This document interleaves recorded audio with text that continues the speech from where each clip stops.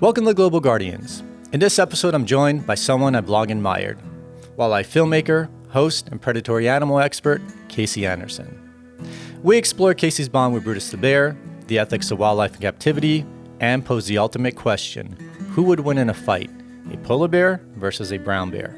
Plus, Casey shares a terrifying bear experience, and we relive a near-death experience in which Casey may have saved my life. Let's get into it.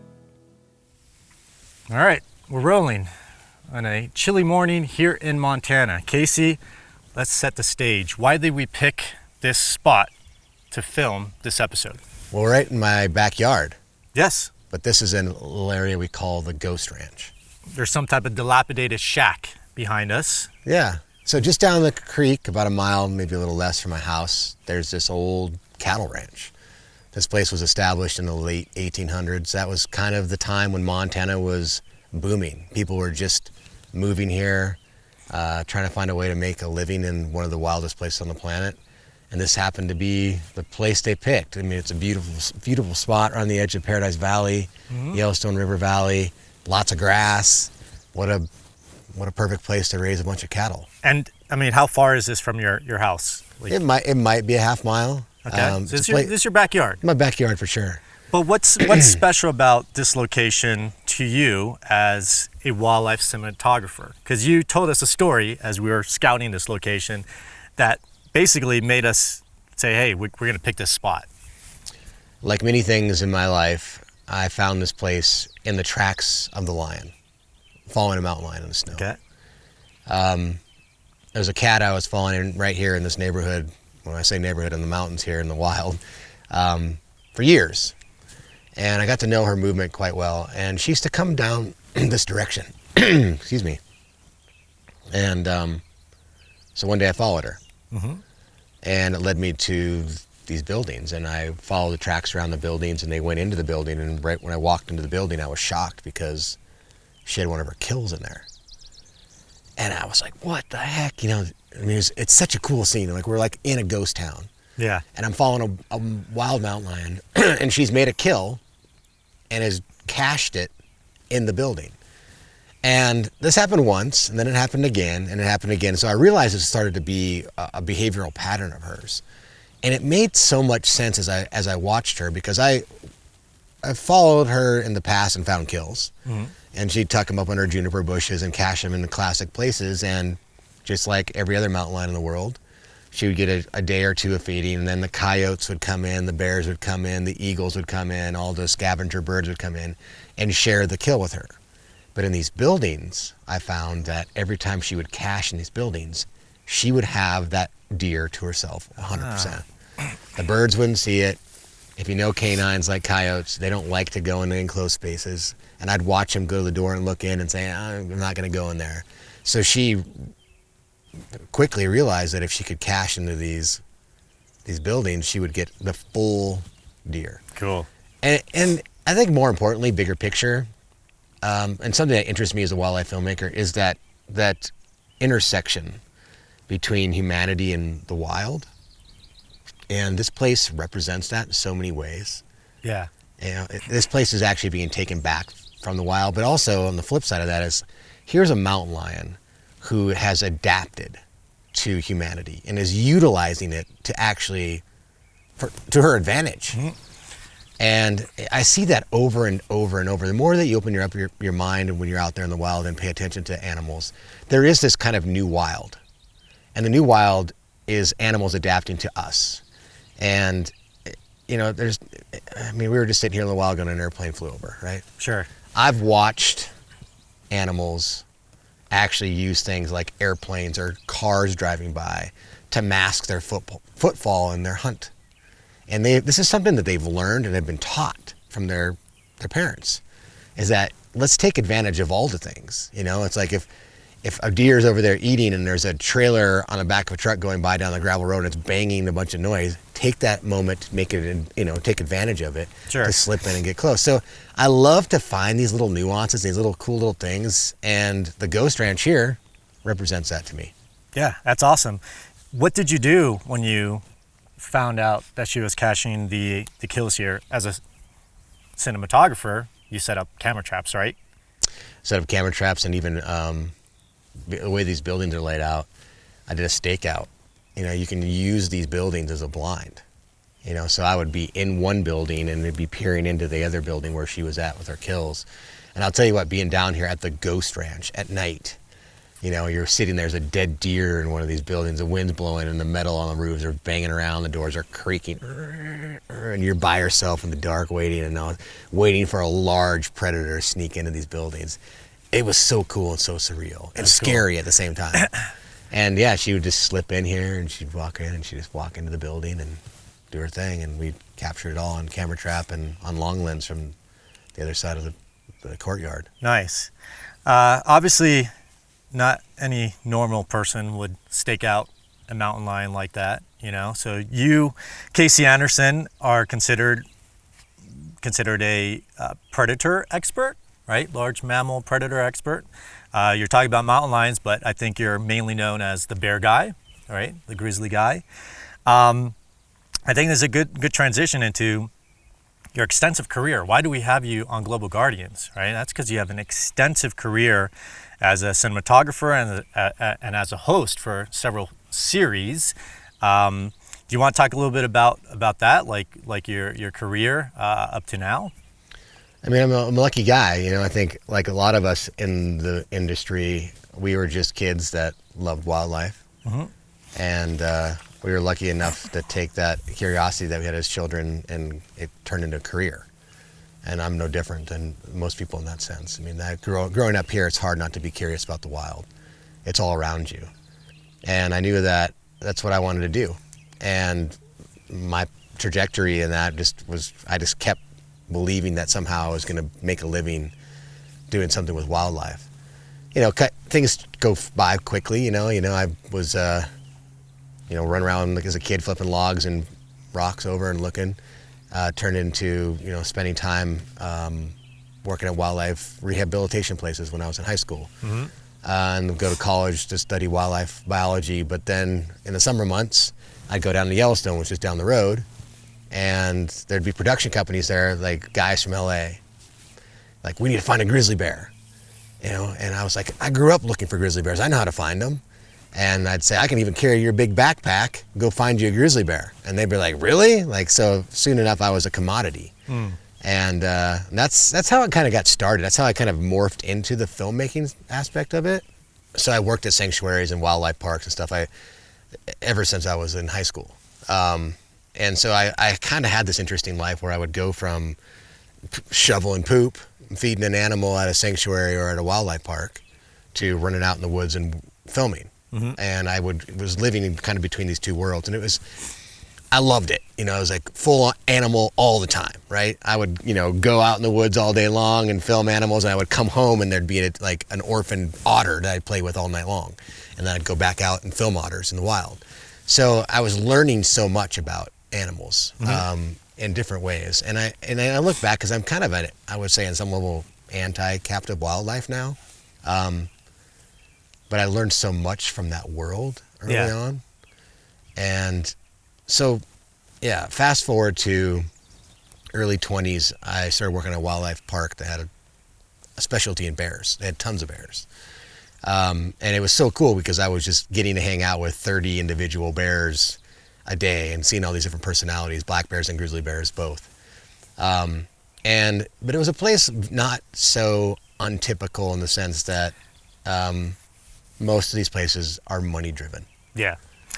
And you start to, you fall in love with the animals when you start to hate the business, because you realize that the motive behind most of these owners is money. And this place was the same. And over time, this place got kind of overpopulated. And they had a batch of little grizzly cubs that were born one winter, and they had no place for it. And the idea was, and I heard this in a meeting, was, we need the cubs to a certain point because cubs attract people. Everybody loves cubs. Yeah. People come to these bear parks to see big bears and little cute bears. But those awkward in-between bears, all they do is eat food and waste space. And that was basically the mentality. So let's have these little cubs for a few months, make a bunch of money on them, and then after that season's over, we're gonna euthanize them. And we can't afford to keep them around. And this is completely legal, but shocking. You know, here you're Sure. like raising a little cub and, you know, bottle feeding and holding it every night. And knowing that in just a few months that money is going to be the determining factor and it's going to be euthanized. So basically at that point, I said, fuck this. I mean, that's what I said. Sorry, kids. And came up with a way that I was going to rescue one of the bears. And so at that point, I'm you know, mid-20s. And in retrospect, I just realized how stupid I was in my 20s anyway. But at the time, I thought this was a great idea. I'm going to rescue a grizzly bear cub. I'm going to raise it. I'm going to start a sanctuary for other bears that are in situations like this bear. And I've found some friends that were going to help me do it, and we did it. And next thing you know, I mean, I'm running around with it, you know, and trying to figure out how to build a sanctuary and with a bear in the front seat of my car. I mean, that's like no exaggeration. Yeah. I don't think that's too far-fetched. I mean, for anyone, you know, a 20-year-old that loves animals, you have this opportunity. And as you kind of mentioned earlier, I think for a lot of people that love animals, your first exposure to animals is captive animals, right? Yeah. As you mentioned, you know, controversial aspects of animals captivity, whether we like it or not, right? It is often the first exposure for kids and such. And often people in this industry get into the industry by working with captive animals. And once again, I kind of had a little similar pathway of working at wildlife sanctuaries when I was younger, because that's all I had available to me. Yeah. So would I have done that too? Probably. Like a grizzly bear? Holy smokes. Like, so I don't think it's too far-fetched, but you actually went through with it. And so going through with raising this bear that eventually you named what? Brutus. Brutus, yeah. And Brutus was always the same bear as he was his whole life. I mean, as a cub, he was a little bit bigger than the other cubs. He was lazy. He learned to walk the latest because he realized that if he just would look cute, people would pick him up and carry him to where he wanted to go. And he just started training people. But he had this kind of charm and charisma that no other bear I've ever met had. So he was special in his own right. And I watched him melt the hearts of people over and over and over again, all through his life. I think that one of the greatest gifts he had is that people who didn't know much about grizzly bears, or maybe even were a little afraid or didn't like grizzly bears, would interact with him, and he himself would change their mind. And there was such a power in that. And that's, I guess, part of how the whole television with Brutus thing came about, is like, here's this innate gift that this bear has. He's destined to be in captivity his entire life, no matter what, because he didn't learn how to be in the wild from his mom. So what can we do together to change the world, for the grizzly bear? Yeah. And you know, it's cliche, and you hear, you know, wildlife, you know, animal ambassadors and stuff like this, but he really embodied that, like, all by himself. I mean, you know, people would always say, you know, it's Casey Anderson, his sidekick Brutus. There's no way. It was always Brutus the bear and his sidekick Casey, and that was how that whole thing happened. You know, I have no doubt, and I remind myself every day that I would have never had a way into the television industry, or to that stage, to that platform. Because inevitably, I could sit around and preach about grizzly bears all day long to my family and friends, and I might, in fact, impact 30 people. But to be able to get on the National Geographic stage, because of Brutus the bear, we had the ability to talk about very important things to millions of people. And it's important. Yeah. What came first, your love for bears or Brutus the bear? Meaning, did Brutus instill that love, or did you have that interest in bears before? That's a good question. My favorite animal since I was a little kid has always been mountain lion. Okay. Yeah, it still is to this day. I love mountain lions. Bears, as you know, I'm the grizzly guy. And you're the grizzly guy, yeah. So they play second fiddle in my heart. That's interesting. Yeah. But Brutus will always be my main man. Did you know this? I heard recently Jane Goodall, right? She's famous for what, primates and chimps, right? Yeah. They asked her, "What's your favorite animal?" And she did not say chimp. Elephant. She said dogs. Oh, really? She said dogs are her favorite animals because of the unconditional love that they have for people. And she said chimps, no, chimps are like humans, you know? Right. So that's very interesting. So you as a bear guy, you technically like mountain lions, but you obviously know a lot about bears. So with that said, was it then Brutus that made you into the bear guy? It was. Brutus opened up he changed me, not only just being the bear guy, I guess. What Brutus got to show me was the depth of an animal. I spent 24 hours a day with him for a decade. He was around for 2 decades. I got to really see the true essence of a grizzly bear. But beyond that, I got to see that all animals are just more than a grizzly bear, quote unquote, right?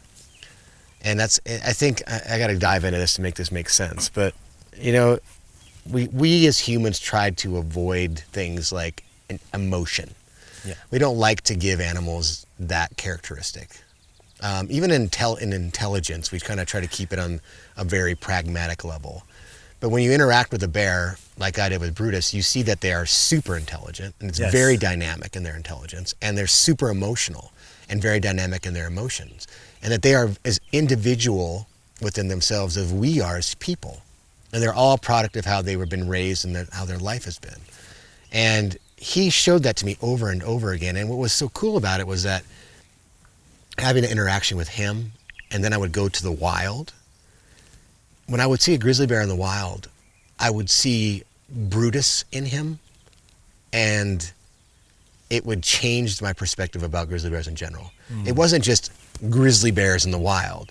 It was a bunch of individuals that had very similar characteristics to Brutus that make up this population out in the wild. And so then when you're starting to make decisions and storytelling about animals, you think, gosh, there's so many cool stories, and there's so many cool characters out here that need to have the stories told about. It's not just, we're going to tell a story about grizzly bears, they can weigh 500 pounds and eat 30,000 calories a day, and they move from A to B in summertime and B to C in the wintertime. That's textbook. That is such a disjustice to what these animals are. Yeah. And through Brutus's filter and that interaction I had with him, it was an enlightenment. Yeah, that makes sense. Your perspective on bears, you only achieve that through Brutus, a captive animal. Yeah. And that's where, once again, I struggle still with the aspect of having animals in captivity. But for those of us that have interacted with certain species, right, in captivity, you do get that insight. You do realize that it is an individual. It's as an individual as someone that has a dog, right?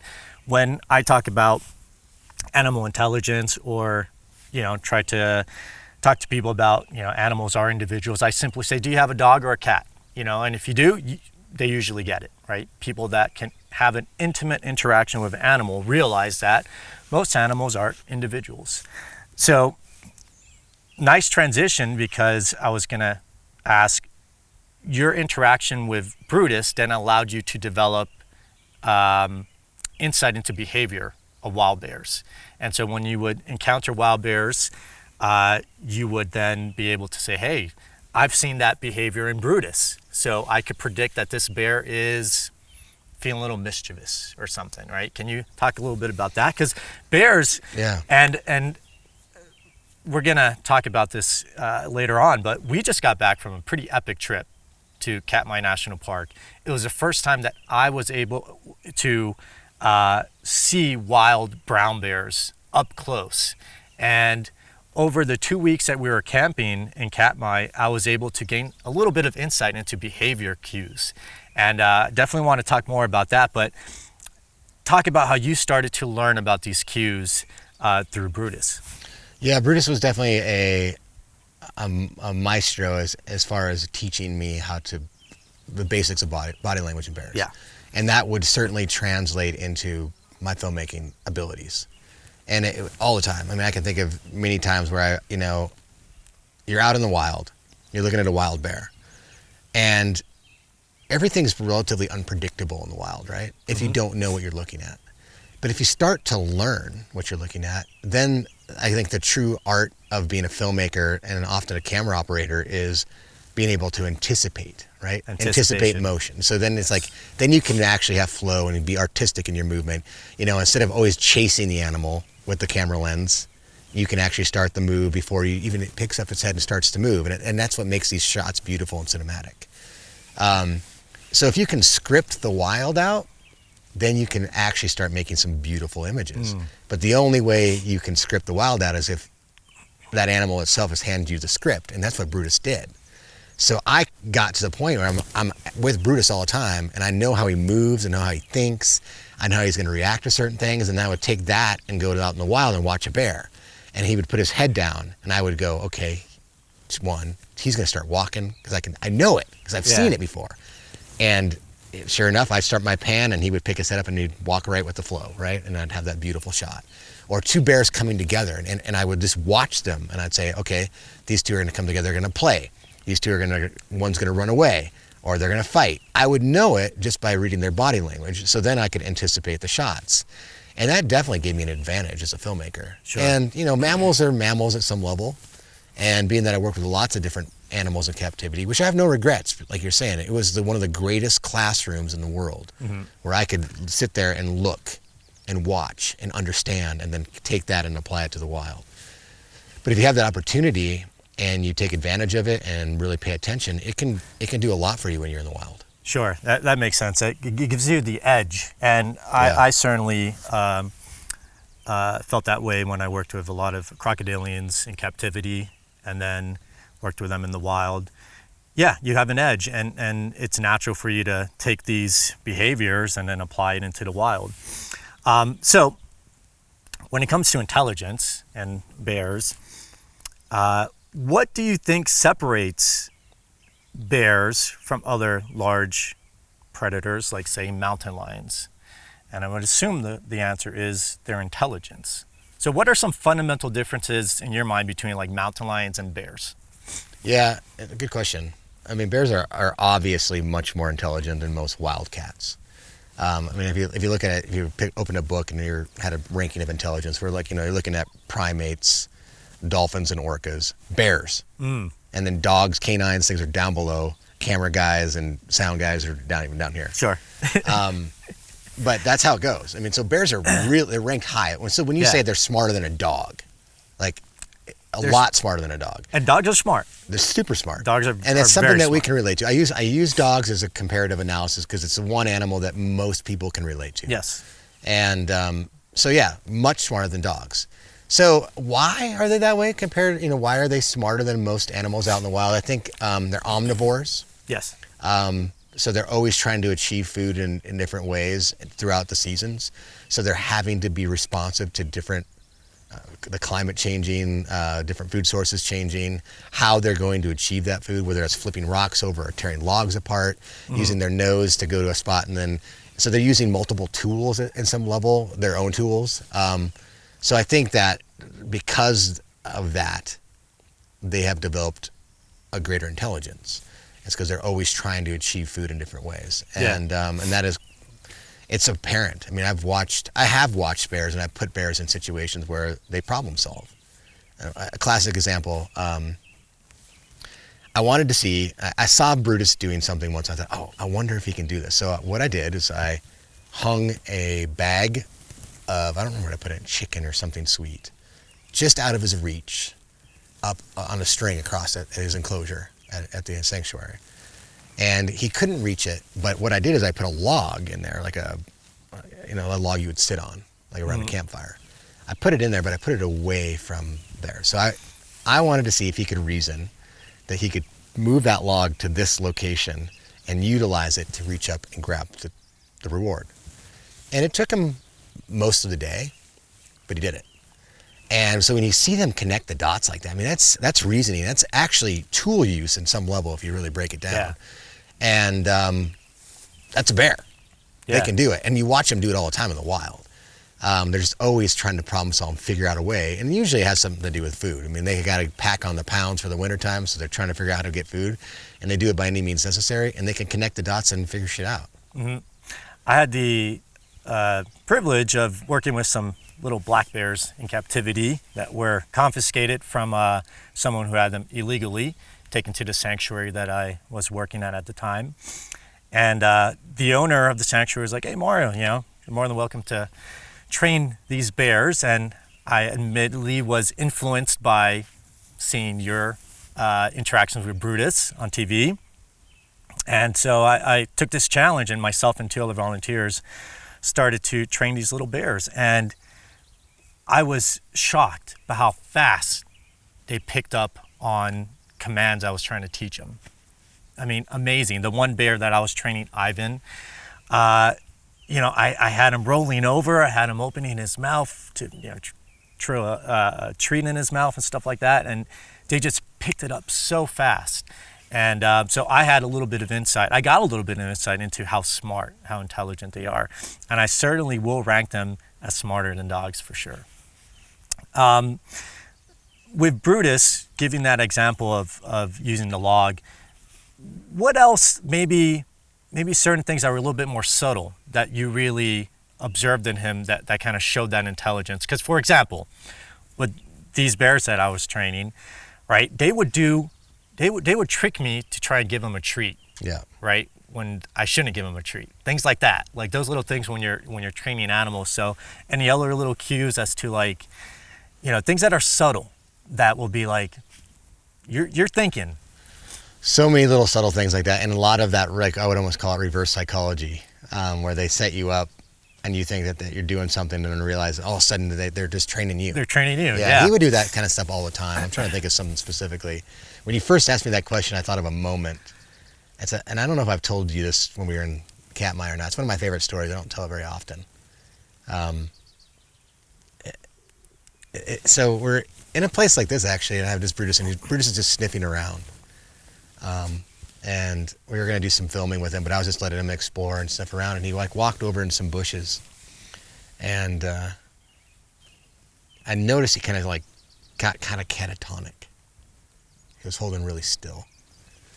And I look over him, and I just remember his body language changed enough that I was like, something's weird's going on here. So I kind of ignored it for a second, and then I thought, okay, I'm going to go over and check on him. So I go over there, and he's just holding really still. And I look at him, and he just looks at me, and he picks his back leg up, kind of like a dog lifting his leg to go pee. Mm-hmm. And he goes like this. And I look down, and what has happened is he was exploring around in the bushes. He had found some old rusty barbed wire, and it had become wrapped and tangled around his testicles. Oh, no. So instead of, which most animals would do, is panic, right? And kind of freak out and go into self-preservation mode. Sure. He knew immediately the only way out of this very terrible situation, which I could completely relate with as a man, was that if he was just going to get calm and wait for me and then present it to me and let me take care of it. Wow. So I look at him, and I just remember very specifically going, dude, I get where you're at, man, and I got you. And going, and just thinking about that, here's this massive 800-pound grizzly bear who's in pain and in a precarious situation. And if you know animals, usually when they're trapped or in pain and trapped, they're gonna be reactive, and they're gonna look at you as a problem. Sure. A part of the problem. But he was the opposite, and I remember him just like kind of almost taking these big deep breaths and just letting me reach in there, and had to really work hard to get this unwrapped around his testicles. And the relief he had when I finally got it off, and the whole scenario was like it reminded me of like kind of like in a movie when there's like the time bombs ready to go off. They're like, which wire are you gonna cut? And it's like under stress. It was just like I was in that moment like, okay, I gotta do this right, man. I got you here. And it was like when it was over, it was like we went collective sigh of relief. But again, it's like one of those things. Like, is that intelligence? At some level, it was. He knew in that moment there was one way out, a good way, and it was that I was gonna help him. Instead of him like sitting there and yanking on it or panicking, he literally presented it to me and said, hey, solve this problem. I know you can do that. He made that connection, and I did. That's amazing. And it shows trust, right? And putting that word trust out there, some people, well, how do you know the bear trusts trusted Casey, but I mean, I think it is what it is. So it's hard. It's funny you say that, because again, like trust and love and revenge and jealousy and all these words that we as humans have, and we know because we feel them, and we put the label on them. But why can't animals feel some level of that? Yeah. Right. And I think they do. And it's hard. It's hard, and I think it's dangerous at some level to try to tag their emotions with certain words like that. But to say that they don't at all, and I think that's what most people want to believe, is foolish. Because all it takes is spending some time around these animals, and you realize that all of those things I just mentioned, they do feel at some level in their own way. Yeah, absolutely. And I hear that story, and yeah, I see that as trust. I see that as this bear is trusting you that you've got its best interest to get it out of its situation, And I agree. I mean, it's a little tricky to instill those types of emotions. But even myself, right, for example, when we get into talking about Katmai, could already start to instill those emotions onto the bears, the wild bears that we were observing, not necessarily captive bears, but the wild bears. So with Brutus, let's kind of explain like his size as well, because he was grizzly bear, and at that point when you were helping him in that precarious situation, how big was he? Yeah, he was full grown at that point, so 800 pounds. He would fluctuate between 800 and 1,000 pounds, depending on what time of the year he was. I mean, you are performing a very delicate operation in a sense on a potentially 1,000-pound animal. Yeah, I mean, his head, when I would wrap my head around, his head's this big. Yeah, a huge head, and then standing up like Shaquille O'Neal height, so a big guy. With it, and I've seen videos of you wrestling with him and such, and it speaks to, let's say, intelligence again, as to like how this animal is interacting with you. How this animal that could potentially break you very quickly is not, because it knows its own strength and is restraining itself. Yeah, and that restraint came simply from his emotion. As he had a bond between me and Amy, the gal who helped raise him and runs the sanctuary now, that he loved us. And I think one of the strongest bonds that exists in the wild world is between a cub and its mother. You see it when you're out in the wild. It is one of the strongest bonds in the wild. Well, that bond happened between a cub and its perceived parents. It was me and Amy at the time. And any things that was scary to that, he would always come to us and want us to make him feel better. Sure. But on the flip side of that, he never wanted to make us mad. So when he was a little cub, if I went, "No, Brutus, you're being bad," and I gave him that tone and that intonation of my voice, he would go, like that really bothered him. And that would just translate into when he was an 800-pound bear that could easily crush me. If he was being rough and I said, "Knock it off," he would just immediately stop. Like the last thing he ever wanted to do is be a bad bear. If I called him a bad bear, that would ruin his day. And that was the power.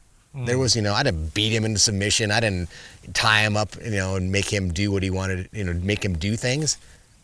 I played with his heart. I mean, it was his heart. Yeah. Right?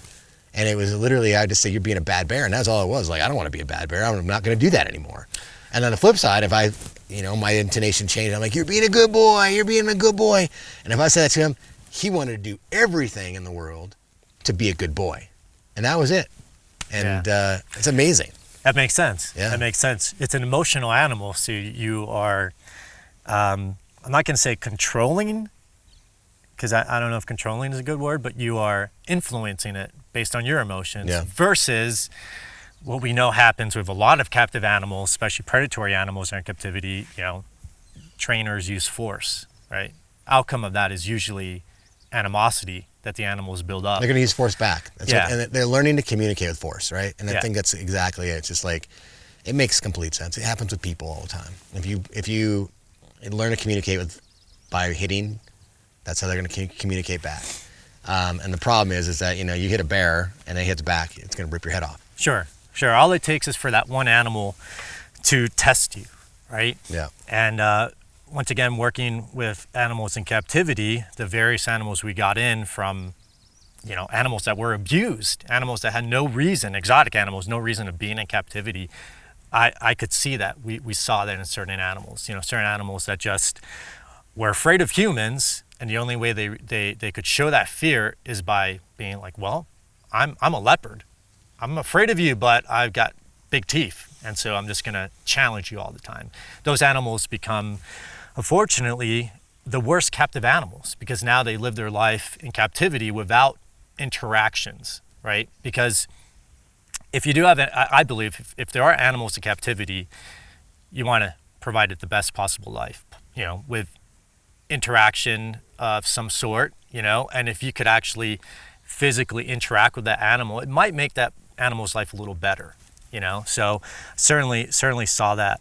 And playing on the emotional elements of an animal is important. But a bear, I would say, is very receptive to that because they are just emotional animals in the wild in general. Yeah, and it leads me to something to talk about. I think is even a bigger picture, and this is something I heard once, and I love it. Not only in captivity, but in the wild, the relationship between human and those animals is an ongoing negotiation. And the word negotiation is the only real word you can use that makes the most sense to me. It's something that was passed down from Native American kind of philosophy, is that you're always in a negotiation. And how we negotiate, whether it's with the animal we have in a cage or the animal that lives out in the wild, you're going to get the reaction. And you never. The problem is in that circumstances, you just don't ever know, when you encounter an animal, how it was negotiated with prior to that. Sure. But I think if in the state of mind, if we as humans can always remember that, and wonder why animals are doing what they're doing. There's a reason, and it usually has to do with something that we've done in that negotiation. Yeah, and then that does lead back to the concept of an animal is an individual, and that individual animal has past experiences that it's influencing its personality, right? Yeah. And we'll get into that because, when we start talking about wild bears and our preparation for Katmai, you were prepping us by saying, look, there's good bears and then there's bad bears, right? And I think that's fair to say about a lot of species, right? There's good mountain lions, maybe bad mountain lions that, might attack people versus, a good mountain lion that just doesn't have that in its system, for example. So with Brutus, you've got this 1,000-pound animal that sees you as a friend, right? You guys were friends. I mean, that's also another word that I don't know if people look down upon to say, like, you're friends with an animal. I mean, certainly, once again, a dog. A dog is a companion. So Brutus was your friend. Yeah, no different than a dog. I mean, I think that's the only way you can. I always use the word canine morphize, even though it's not a real word, but instead of anthropomorphize, it's canine morphize, because we can relate to it. Yeah, certainly, and I agree. I always use dogs as a comparison, especially when trying to talk about intelligence or, just cues as well. You could look at a dog and tell if it's upset or sad or unsure of itself based on really tiny cues that it's giving you with its eyes, ears, and such. So let's kind of Brutus. What ended up happening with Brutus? How long did Brutus live? Because unfortunately he did pass away. And what's Brutus's legacy? Because obviously Brutus made you the grizzly guy, right? Through Brutus you got an edge to film wild bears. You learned a lot of behavioral cues that most people would never learn in the wild unless they're spending thousands and thousands of hours with these bears. So what became of Brutus and what is his legacy? Brutus started developing some mobility issues. His back legs weren't working perfectly, so we knew something was going on probably neurologically with him, so we went to Washington State University, to the only place they have an MRI machine big enough for a bear to go through. Sure.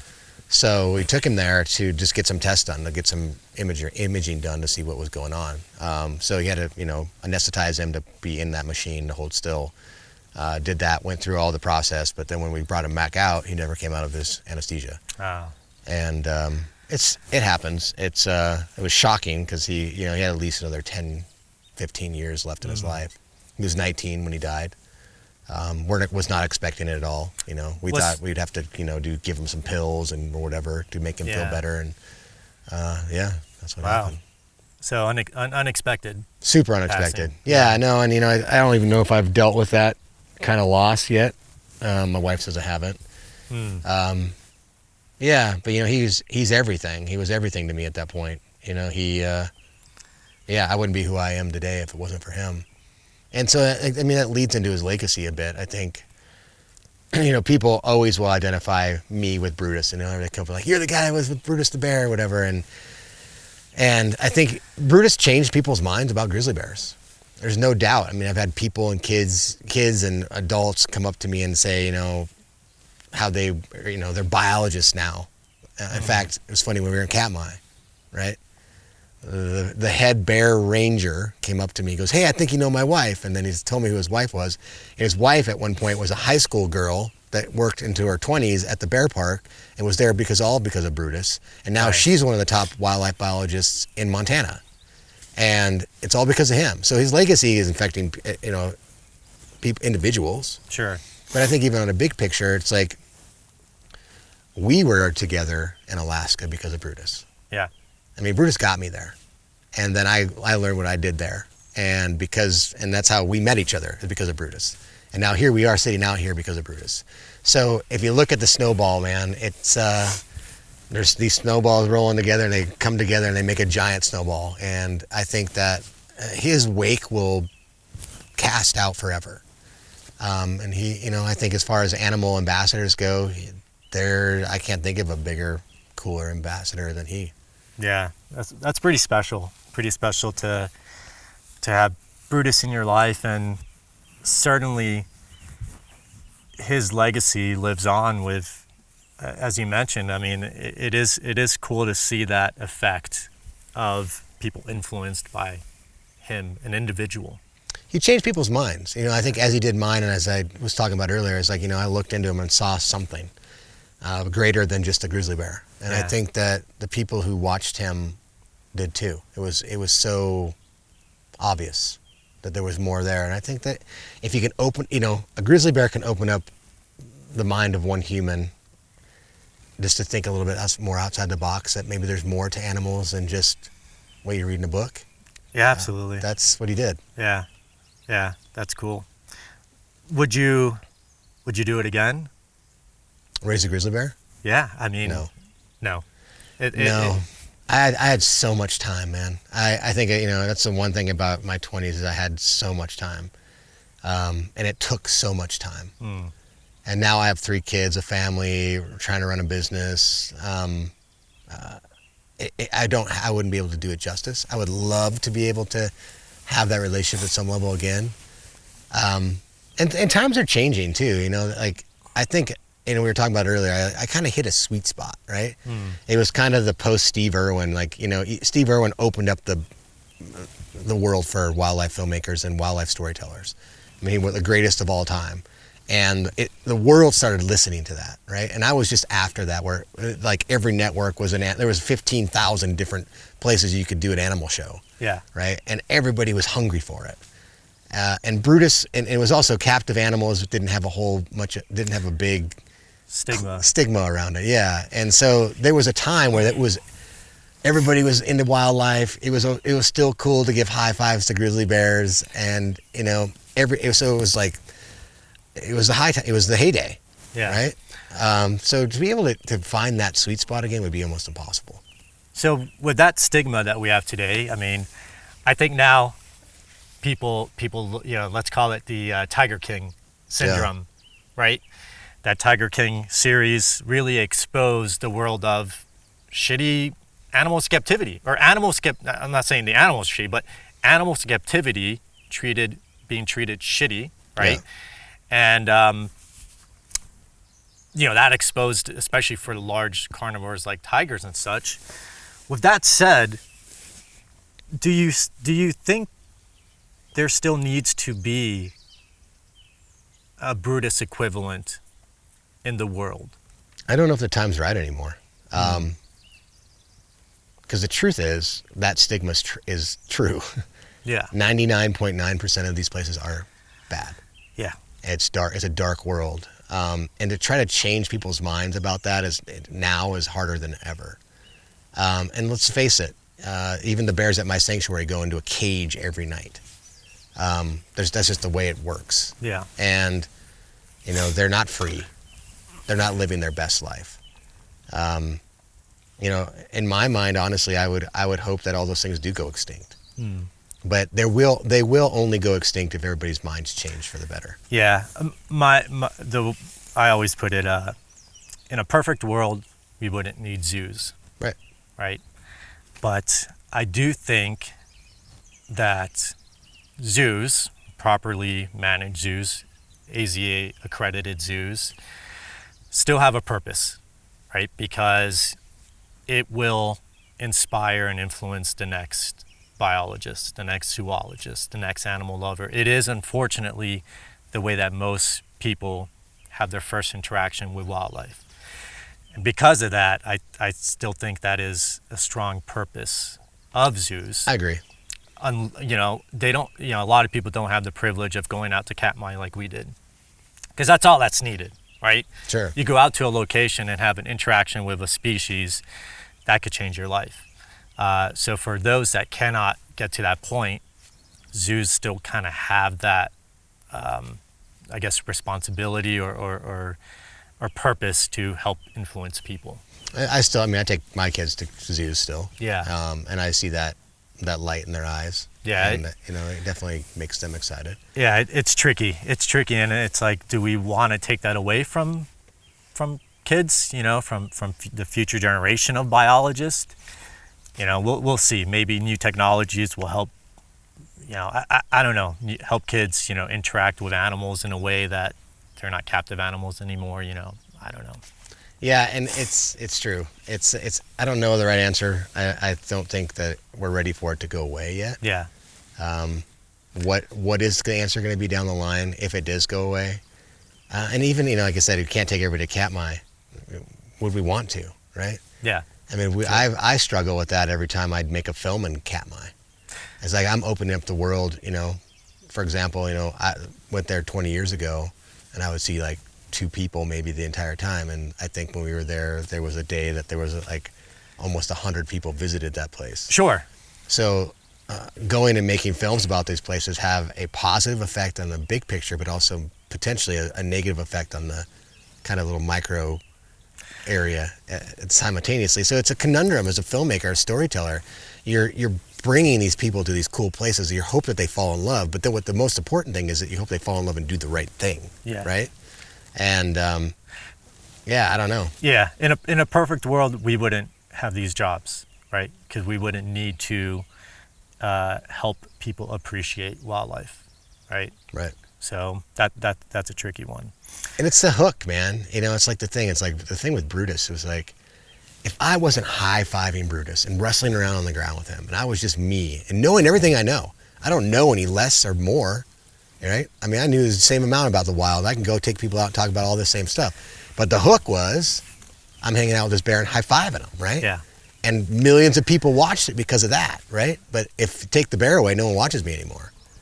I mean, it's very similar to what goes on in Brave Wilderness. Like, I know where your guys' hearts are, right? I know you guys are conservation-minded. But people want to watch coyote get hurt, get stung by stuff. But now that you got the hook and you got the stage, you give them the right information, you tell them what they need to do with it, you talk about conservation. And you know what? People can give you a bad time about that all day long, but you've got this giant stage of millions of people because of that hook. And now you're preaching the gospel of the wild that's so important. And you know what? There's no damage done. Yeah. Except for a couple stings. Except for us watching coyote do kind of dumb things to his body. But yeah, that's okay, but without that, again, yeah, it's the hook, and it works. And Brutus was that. I'm completely honest with myself about that. Yeah, I agree. It's just the way it was. And at the time it worked. At the time it reeled a bunch of people in.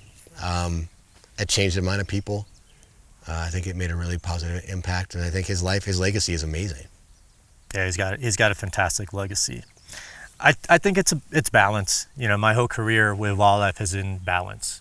Balance between me just wanting to hang out with animals, you know, experience animals, to trying to educate, you know, and trying to educate people in a way that maybe is not what academics think is right, but is in a way that maybe is going to get a larger audience involved, you know. So I do think it's a balance.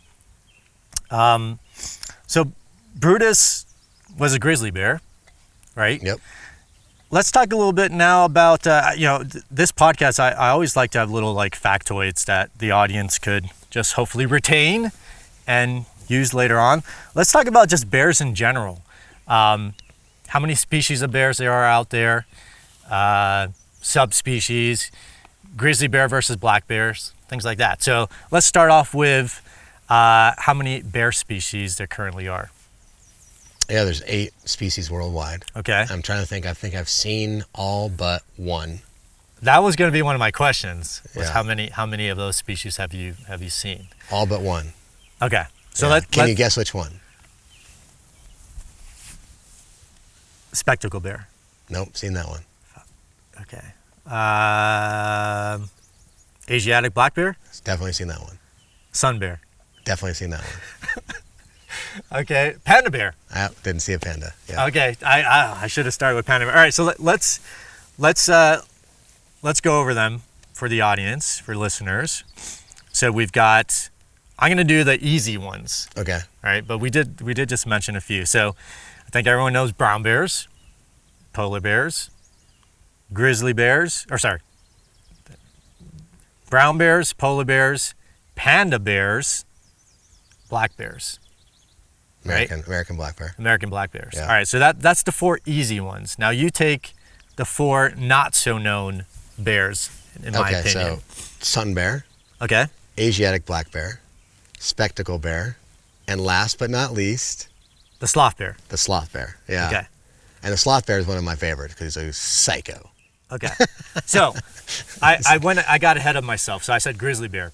What I was gonna say at the end of this was like we did not mention grizzly bear, right? Because the grizzly bear is a subspecies of the brown bear. Right. Or you know, some way to look at it, it's like, so the brown bear is it's a species that you'll see all around the northern hemisphere. Mm-hmm. You know, from Finland to Russia to Alaska down into Montana, the bear you have in Yellowstone. That's all the brown bear. Even into Europe, you know, you have brown bears in European Europe. brown bear. Same species, big picture, but within that, there's a bunch of what you would call like a subspecies, or even just kind of colloquial names. And grizzly bear is the name that we tend to give to the brown bear that lives in the interior of the continent, not on the coast. And no one really knows why. I think one of the first times it was referred to as a grizzly bear was by Lewis and Clark. They described it as a grizzled colored bear, and then that turned into grizzly bear. Yeah. And if you see a grizzly bear in the lower 48 states, particularly in the interior, they have this kind of like silver-tipped, shimmery hair coat compared to the brown bears on the coast, which kind of have a more flat brown color coat and not so grizzly looking. Gotcha. So these subspecies, right, are identified, as you were mentioning, based on like where they live regionally. And there are going to be differences in size, coat color, as you're mentioning, and such. Within brown bears and grizzly bear as a subspecies, which are the biggest of the brown bear species or subspecies? Yeah, so the biggest brown bears are the ones that tend to be along the coastal regions. Mm-hmm. And that's because they get the gifts from the sea. They get big salmon runs that come in every year up the rivers. You see that kind of quintessential bears fishing for salmon. Those are coastal brown bears eating salmon. They get dead whales that wash in up on the shore. That's a huge protein source that can make them grow big. Lots of grasses and sedges and berries that grow in those maritime areas during that window of when the bears are out eating. So they have all this just food constantly.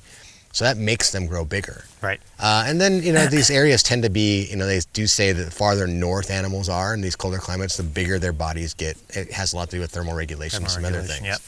So you take the combination of northern bears along the coast, and these are where your biggest bears are.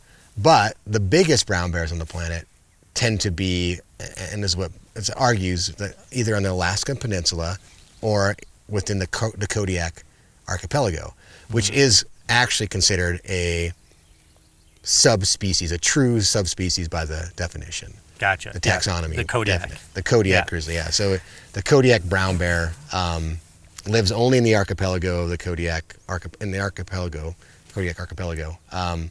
And if you know that place, it gets probably the most dead whales washed up than any place on the planet, so it makes sense. So they've kind of micro-evolved within this island area with a massive amount of protein, and they tend to be a little bit bigger. Sure, it makes sense. A species, how much resources a species has in its environment is going to determine how big or how small, right, it's going to get. And in Katmai, we were observing some of the largest brown bears in the world, right? Yeah, and amongst my bear friends and biologists, arguably the biggest brown bears in the world. Okay, and for perspective, we're talking about males that can get 1,200 pounds, potentially, right? I'd say, you got males at 1,000. I mean, the biggest ones you get into almost 1,400 pounds. Wow, yeah, massive. And we saw some really big individuals that we'll talk about shortly. Casey, let's talk a little bit about those species of bears that are a little bit unknown to the general public. You mentioned earlier that you really love sloth bears. So what is a sloth bear? Where are they from? And what makes them interesting to you? Yeah, sloth bear, they're an interesting bear for a lot of reasons. They come from the Indian subcontinent. And that's where I encountered them the very first time. I was in my 20s working on a series called Safari. It took me all around the world in my 20s, which was amazing. And we were in a wildlife park in India, filming tigers and leopards. And we were driving down the road, and in front of us was a leopard on a deer. It just killed it and was trying to drag it across the road.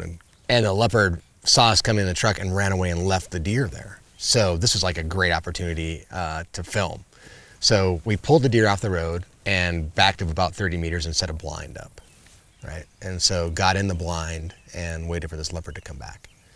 And the leopard came back and just started feeding for just a few moments, and all of a sudden got nervous and ran away. So in the moment we think, oh, there's a tiger coming. We're gonna get a leopard and a tiger's gonna come, because whatever scared this leopard had to be a big creature. So here comes this thing through the forest. And I remember when I first saw it, I thought, I didn't know what it was. So a sloth bear is what was coming. And they have this kind of long, shaggier hair.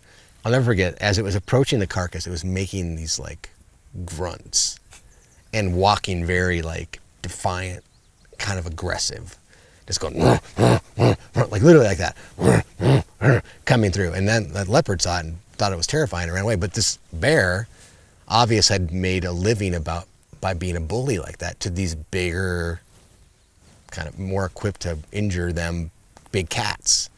And it came over and owned the carcass and ended up dragging it off and eating most of it by itself.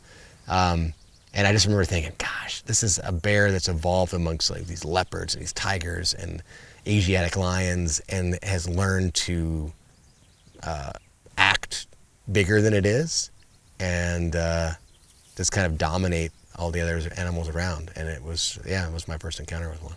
Cool. Yeah. Cool. So despite maybe these other predators being maybe more equipped with, weaponry or more efficient killers, maybe sloth bears are using their brains, right, for intimidation. Yeah, and it reminded me of a grizzly. I mean, grizzlies and sloth bears don't get in their own way.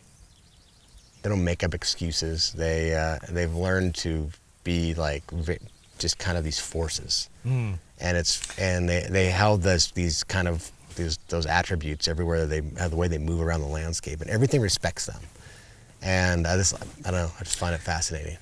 Here's something that we spoke about, I just remembered. I was asking you, in terms of largest bears in the world, my perception always, or my thought was, polar bears are considered the largest bears in the world. But you don't think of polar bears as the largest. So in general, the biggest male polar bears are bigger than the biggest male brown bears in general. Okay. But if you look at individual statistics, the biggest individual polar bear ever on record is smaller than the biggest individual brown bear on record. Ah. So if you were to think, okay, right now, the biggest bear on the planet, individual bear on the planet walking around today, what species would it be? It would be a brown bear. Okay. But on average, you're looking at polar bear males are hovering in that 1,300 pound range, where on average, brown bears are hovering more in that 1,000 to 1,100 pound range. Okay. So, I mean, you're dealing with numbers that are quite similar, and a big bear to to most people is like, that's a big bear. Huge, yeah. Regardless. Polar bear versus brown bear, though, which one's tougher? And I'm asking you this because you told me you had a little insight into seeing the two species interact. Which one's more dominant? Which one would win in a fight? Yeah, so that's like the 5th grade schoolyard question, right? Yeah. Which animal would win in a fight? And it was one that I've always wondered, like, what would happen in a polar bear brown bear interaction? And fortunately, I was one of the first people to ever document that. And it's interesting because in the world of climate change, we have, as the world warms up, we have brown bears going farther north, and as the world warms up, polar bears are actually coming a little farther south and staying south longer, I guess, is more of what happens. So usually what happens is, I'm just going to kind of paint the picture here. As things get colder, the ice pack forms in the Arctic region, and the polar bears will move out into the ice pack to hunt seals, right? And as things are warming up now, those polar bears are staying there, and it's actually opening up areas for the brown bears to move farther north. So never before was there a time where the two species kind of had overlap, and now they are. And so there's a spot on the coast of the Arctic Ocean in northern Alaska where these Inuit people still hunt 3 bowhead whales every year. And after they butcher their whales, they leave these carcasses out on the beach. And for 5,000 years where this village has been there, polar bears have come and scavenged on these whales year after year after year, because there's this food source there. And they have the hunt in the fall right before the ice pack forms, so that's a real important meal for these polar bears. But in the past, brown bears never even went near this place. And in fact, that time of year, the brown bears are usually trying to go hibernate. But now that climate change is happening, the brown bears are smelling these carcasses, and we're going closer to them. So we went there. Some people had seen tracks of grizzlies on this little island for the first time. And so we knew that it was this massive food source, that there was a real chance of brown bears and polar bears interacting. So the first couple nights we went out to the whale carcasses, there were tons of polar bears as expected. And this one particular night, I think that we had 9 polar bears on this whale carcass scavenging, and half of them were big males. And in the darkness, because we were out there at night, I was out actually spotlighting, and I see the glow of some eyes coming in the distance, and it was coming from the mainland, not from the sea where the polar bears were coming from. I said, we might have a brown bear. So we kind of, piped down and let everything go. So I actually saw the reaction of the polar bears first. They all picked their head up and they started looking towards this incoming animal. And they all start acting kind of submissive right away, kind of freaked out. And in walks, I would say, a less than average size female brown bear. So this bear is she's probably 400 pounds, maybe. I would say an older female. And she just had this swagger about her. She just coming in, just walking very, no hesitation, very assertive towards that carcass. And all these polar bears see this body language. They've never seen this body language before. And they, all but one runs away. And the biggest male polar bear, probably all of 1,300 pounds, jumps off that carcass, runs over to confront that polar bear, or the grizzly bear, and the grizzly bear just cuts his charge off with an even more aggressive charge and backs him up and just goes after him. And that polar bear just starts backing up, tucks its little tail, and just runs out of there. Wow. And that little brown bear, she walks up, climbs on top of that whale carcass, and just lays on it and owns it. And it was one of the most amazing things. So we watched this over and over the next several days. Other brown bears actually came into the exact same thing. So the answer was answered, you know, and in the moment before it even happened, I thought for sure that the polar bear would be the dominant animal. They're a predator, you know, they rarely eat anything but meat that they kill. So they are killers, right? Yeah. But after analysis and really thinking about it, it makes sense. And if you think about brown bears have evolved amongst other predators, packs of wolves, people, wolverines. So being as aggressive and assertive is a big part of who they are, and it's how they've evolved. Polar bears have evolved into these isolated regions. They rarely even interact with each other. You know, maybe they come together to mate, but when they're out there hunting, they are in these vast areas. They almost never come across each other, and there's no competition out there, and they've never had any kind of competition. So when they were finally faced with a force of competition, they didn't know what to do with it. And the grizzly bear took advantage of it. They knew exactly what it was going to do. It was like, if I just act this way, I'm going to scatter him, and it did it. Fascinating. So that's who wins the fight. Yeah. Grizzly all day. Fascinating. Yeah, I think you're spot on with that. The polar bears don't have any other animals challenging them. Never. So this is novel for an animal to come in and, despite its size, just act tougher. Right? Yeah, and on top of that, man, now we're starting to see, because of this overlap, we're seeing the emergence of this new hybrid. Yeah. And it's been documented 3 times officially. There's all kind of anecdotal stuff out there, people seeing them. I think more and more, we're going to see more and more of them, because those two species are overlapping. They can mate. They're so closely related that they can mate and have viable offspring. And we've actually seen second generation now. One of the bears that they found was actually a cub of a hybrid. Wow. So, yeah, and so it's interesting, because whether you believe in climate change or not, things are changing up there. And I love to think about it. It's like, you know, in every case so far that they found, it was a male polar bear and a female grizzly that mated, right? Okay. So that little cub is born in the den just like any other grizzly bear would be, up on a mountainside in a hole, right? He comes out of that hole, but it's a little different now. He's odd colored, right? He's got these little shorter hooked claws. He doesn't digest cellulose as good as other bears do. But his mom doesn't go out to sea. You know, his mom doesn't go hunt seals. His mom is learning to go look for berries and look at caribou calves and things like that. So this bear learns how to be a bear from a grizzly bear mom, but he's got all these tools to be a polar bear. Now, when he becomes an adult, you know, and he sees something off the coast and a little seal out there, does he go take advantage of his attributes that he has? Yeah. Is there something happen? Are we watching evolution happen? Or is there a species being born that can deal with climate change, that can live in both worlds? I don't know. I mean, again, it's one of those things that's hard to say. Can it happen that fast? Yeah.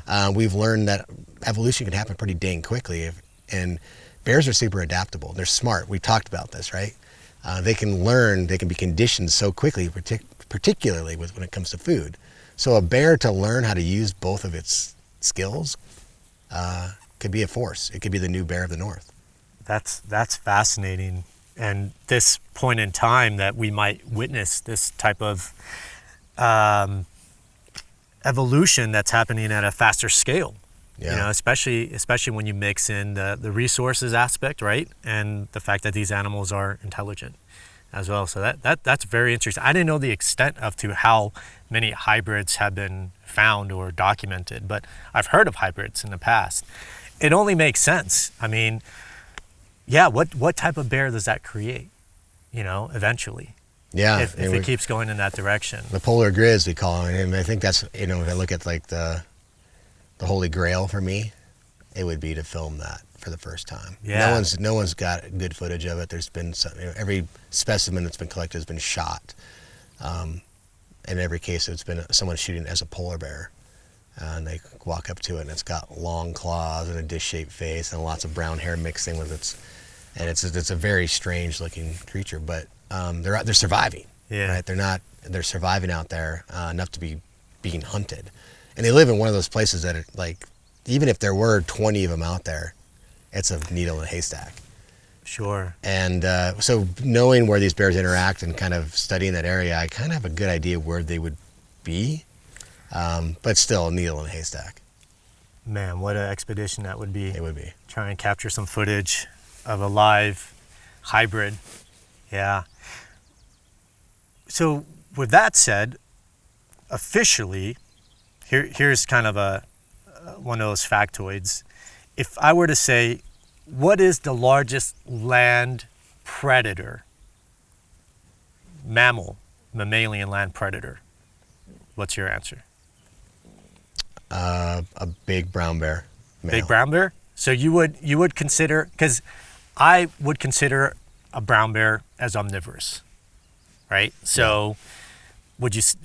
It would still fall under predatory animal to you? It definitely. I mean, a predator to me is some animal that kills other animals to eat them, right? Okay. Regardless of if it does eat other stuff. It might have a salad on the side, but it still kills things to eat them. Okay. To me, so yeah.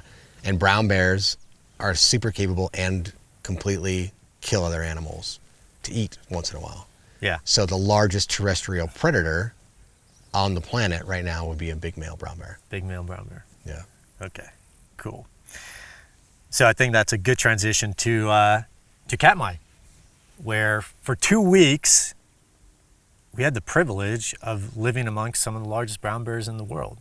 So let's set up Katmai National Park as a location. Where's it located, and what are some like geographic features of this location? So Katmai National Park is located on the beginning of the Alaska Peninsula, so in northwest Alaska. On the coast, across from the Kodiak Archipelago, separated by the Shelikof Strait. Super remote.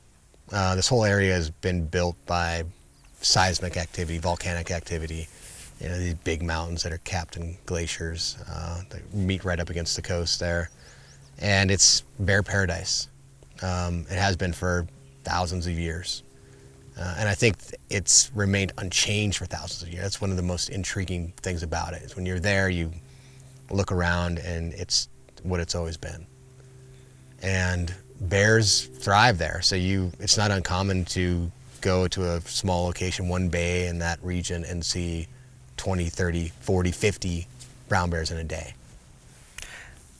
So the reason why we're going to Katmai was for a production to finish a documentary that we're both a part of, that's documenting the story of bear attack victims, right?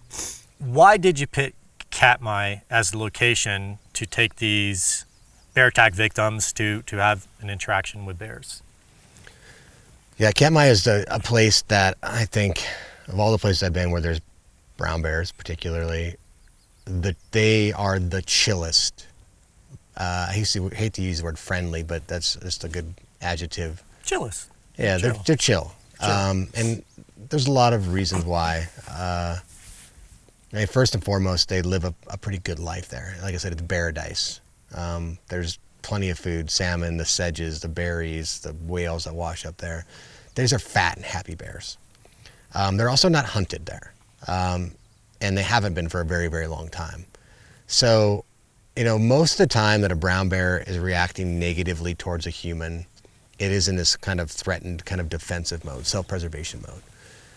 And it stems from fear. So if an animal is afraid of you, they're going to react and go over and try to eliminate that threat. Well, the bears there have not learned to fear people. It's not that they're habituated to people, it's actually deeper than that. Again, they haven't learned to fear people yet, right? So therefore, they're chill. So, you know, when you have some grizzly bear attack survivors seeing grizzly bears for the first time ever again, you want to pick a spot like this where the odds of something bad happening are very little, and the bears are going to represent kind of the chiller side, and Katmai is definitely the place. Gotcha. So this production was months and months in the making, right? And it was probably one of my most anticipated trips, production trips that I was going to take. And in preparation for Katmai, you jumped on a lot of Zoom calls with us and kind of started to go over like safety briefings and such. 2 weeks camping with the largest brown bears in the world, how do you remain safe? You know, what is the threat possibility of bears, and how do we mitigate that? Well, Katmai in itself is filled with so many risky things. Yes. And in order to mitigate risk, you have to be prepared. And I think that's the main thing. So therefore, we had all those Zoom calls. And you got to prepare for the worst. And there's so many things there that could go wrong. You got everything from the weather. The weather's so crazy there. You can have sunny day and it can turn into 70-mile-an-hour wind, crazy storms. You can have tsunamis. With all the seismic activity and the volcanic activity in the area, being on the coast, there's tsunamis in that area all the time. We're going to be camping at 15 feet above sea level, right on the beach. Getting there, you're flying in very small aircraft. And if you look at the safety record of Alaska small aircraft, several crash every year. So you're putting yourself into that. Now you land in Katmai, right? And you're living amongst hundreds of brown bears. These are predators, like I said, we talked about. They might be eating grass today, but tomorrow they're chasing down a moose calf and ripping its throat out and eating it. They've been known to kill people and eat them, and in this exact place. So we got to do the things to try to make that not happen, right? Yeah. And there's so many things as humans in that negotiation that we can do.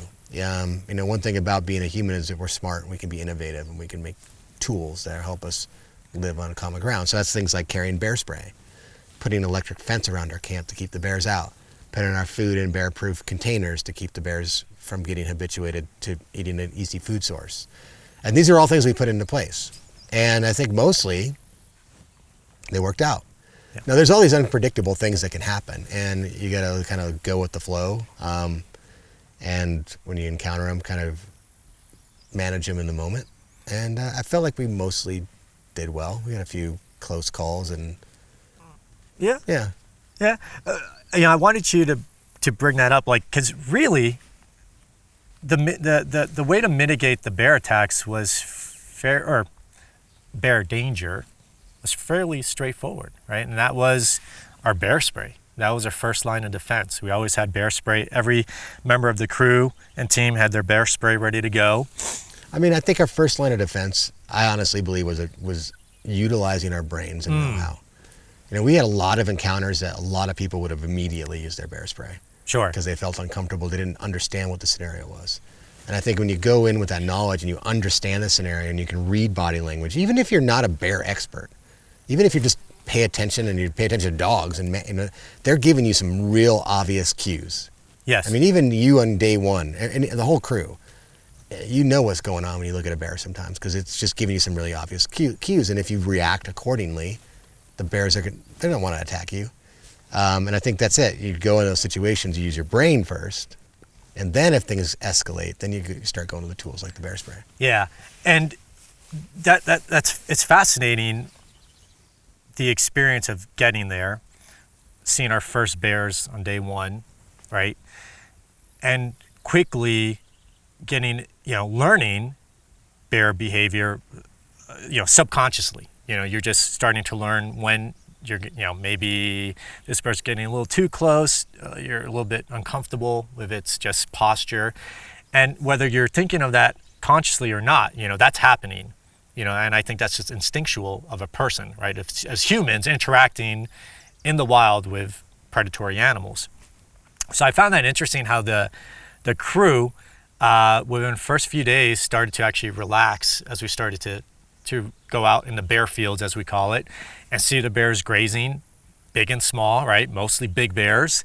And just like our attitudes and our level of maybe nervousness or apprehension, right, started to lower. But I quickly started to see how you could become a little complacent, right, with these bears out there. So let's set the stage. So you've got these beautiful fields, just green fields of sedge, right? And the bears are just munching away. I would say most of the time we saw bears grazing, right? They're really, really hitting on that omnivorous side of like, here's the food source available to me is this vegetation, and they're just grazing like hours and hours throughout the day. I think almost 100% grazing during that time of the year. They're eating just like if you imagine a cow in a meadow eating grass, that's what they're doing. And they're just packing on the pounds by eating as much sedge as they can in that time. And I think during that time, the sedge is young, and so it's full of the most sugars and nutrients that it can give, so they really want to eat it. And it does lull you when you feel like you're in a meadow full of grazing bears and you're with it doing nothing. They're doing nothing more than that day after day. It does give you a sense that they are even less dangerous than they really are. Sure.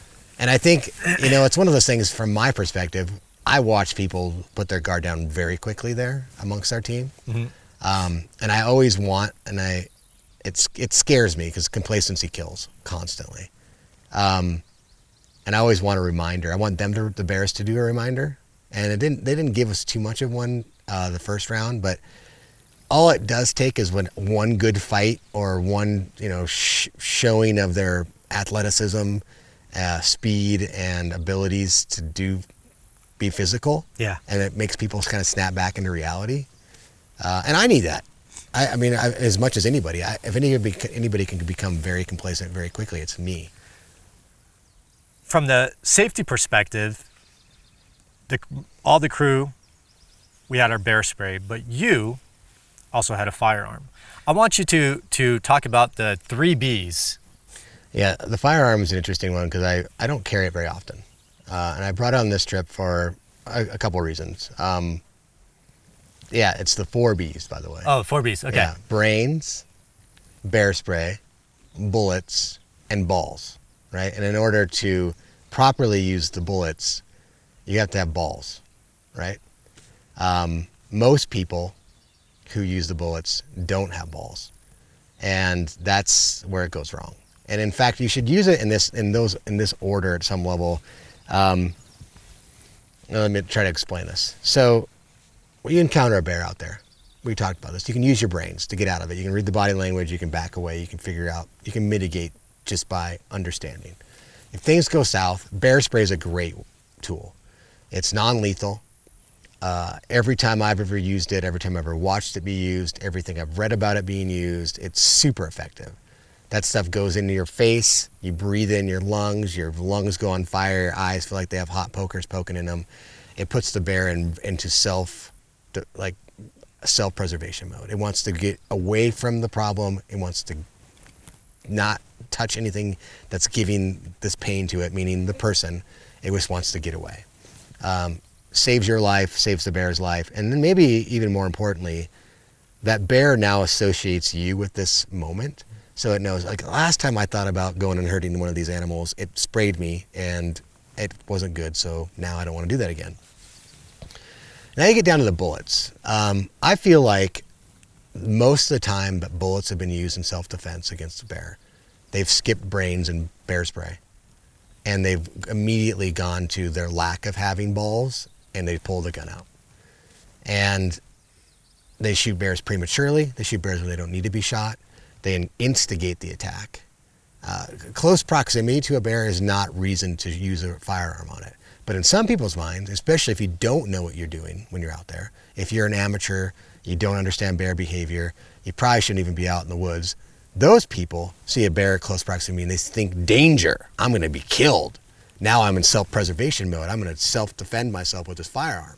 And they put a bullet in a bear who wasn't going to even do anything anyway. Now you've provoked a fight. Now you have an injured bear who wants to come over and get rid of what just hurt it. Yeah. And that's what happens. And we don't hear the stories when these people kill a bear. They say the bear was charging me and I killed it. That probably does happen sometimes. But I would venture to guess that over 80% of the time, that bear wasn't going to do anything. They provoked the fight. They got lucky and killed that bear. And then they tell some pumped up testosterone machismo story that no one will ever know the truth about. And I probably none of them are listening to me right now, but I know your secret, and that's the truth. It's just the truth. I've encountered thousands and thousands and thousands of bears, and I've never pulled my firearm. I go out and seek bears, and I've never pulled my firearm. So for one guy to go in the woods on the weekend, a weekend warrior, and run into a bear and have to use his firearm is pretty, doesn't even make sense. It just shows me that he more than likely either got so super unlucky, like getting struck by lightning twice unlucky, or he just doesn't know what he's doing. And I'm going to put my bet on the latter.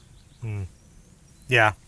And then you've got a narrative. You've got another news story. Someone was attacked by a bear, right? Yeah. And so now you're propagating that fear, unnecessary fear. But I'm 100% with you on that. I think, and you're talking very passionately about this, people need to, when you're going out into the environment, into the wilderness, you need to be prepared. You should be prepared. Otherwise, you're going to get into these situations where you're going to get in trouble. And likely the outcome is an animal is going to get hurt, or the wrong perspective on an animal is going to occur. You know, I could bring that back to snakes. You know, I love reptiles and amphibians. Snakes are probably one of the most misunderstood critters out there, right? And a statistic out there is like 90% of venomous snake bites here in the U.S. occur because a person has provoked the bite. Yeah. Meaning they tried to kill the snake. And in the process of killing the snake, they got bit. You know, so very similar in terms of the interactions that people have with bears. So essentially, a lot of the narratives we're likely hearing are false narratives, or just not accurate narratives. You know, it's hard to say. We'll never know. But I think the odds are, from my experience, yeah, they're false. And I just want to back up. You know, I'm not 100% against firearms. I think there's a time and a place that tool could come in handy to save your life, right? Right. But let me just paint a picture. I try to think about when would I use a firearm, right? So it's the middle of the night, right? The wind's blowing 60 miles an hour. A bear's entered a camp adjacent to yours and is killing somebody or trying to kill somebody. And you're going to go out there with your bear spray. It ain't going to work anymore. It's raining and the wind's blowing. But there's someone going to potentially lose their life. What can you do, right? There's a firearm. That's a scenario. That's such a rare scenario. Right. With your thousands of hours of experience with bears in the wild, you've never had to shoot a bear. However, as we've spoken, you're not delusional. Right. Bears can and do kill people, and sometimes they predate on people, right? For sure. And 100%. I mean, a bear is capable, has done it. Grizzly bears in the last century have killed and eaten several people in North America.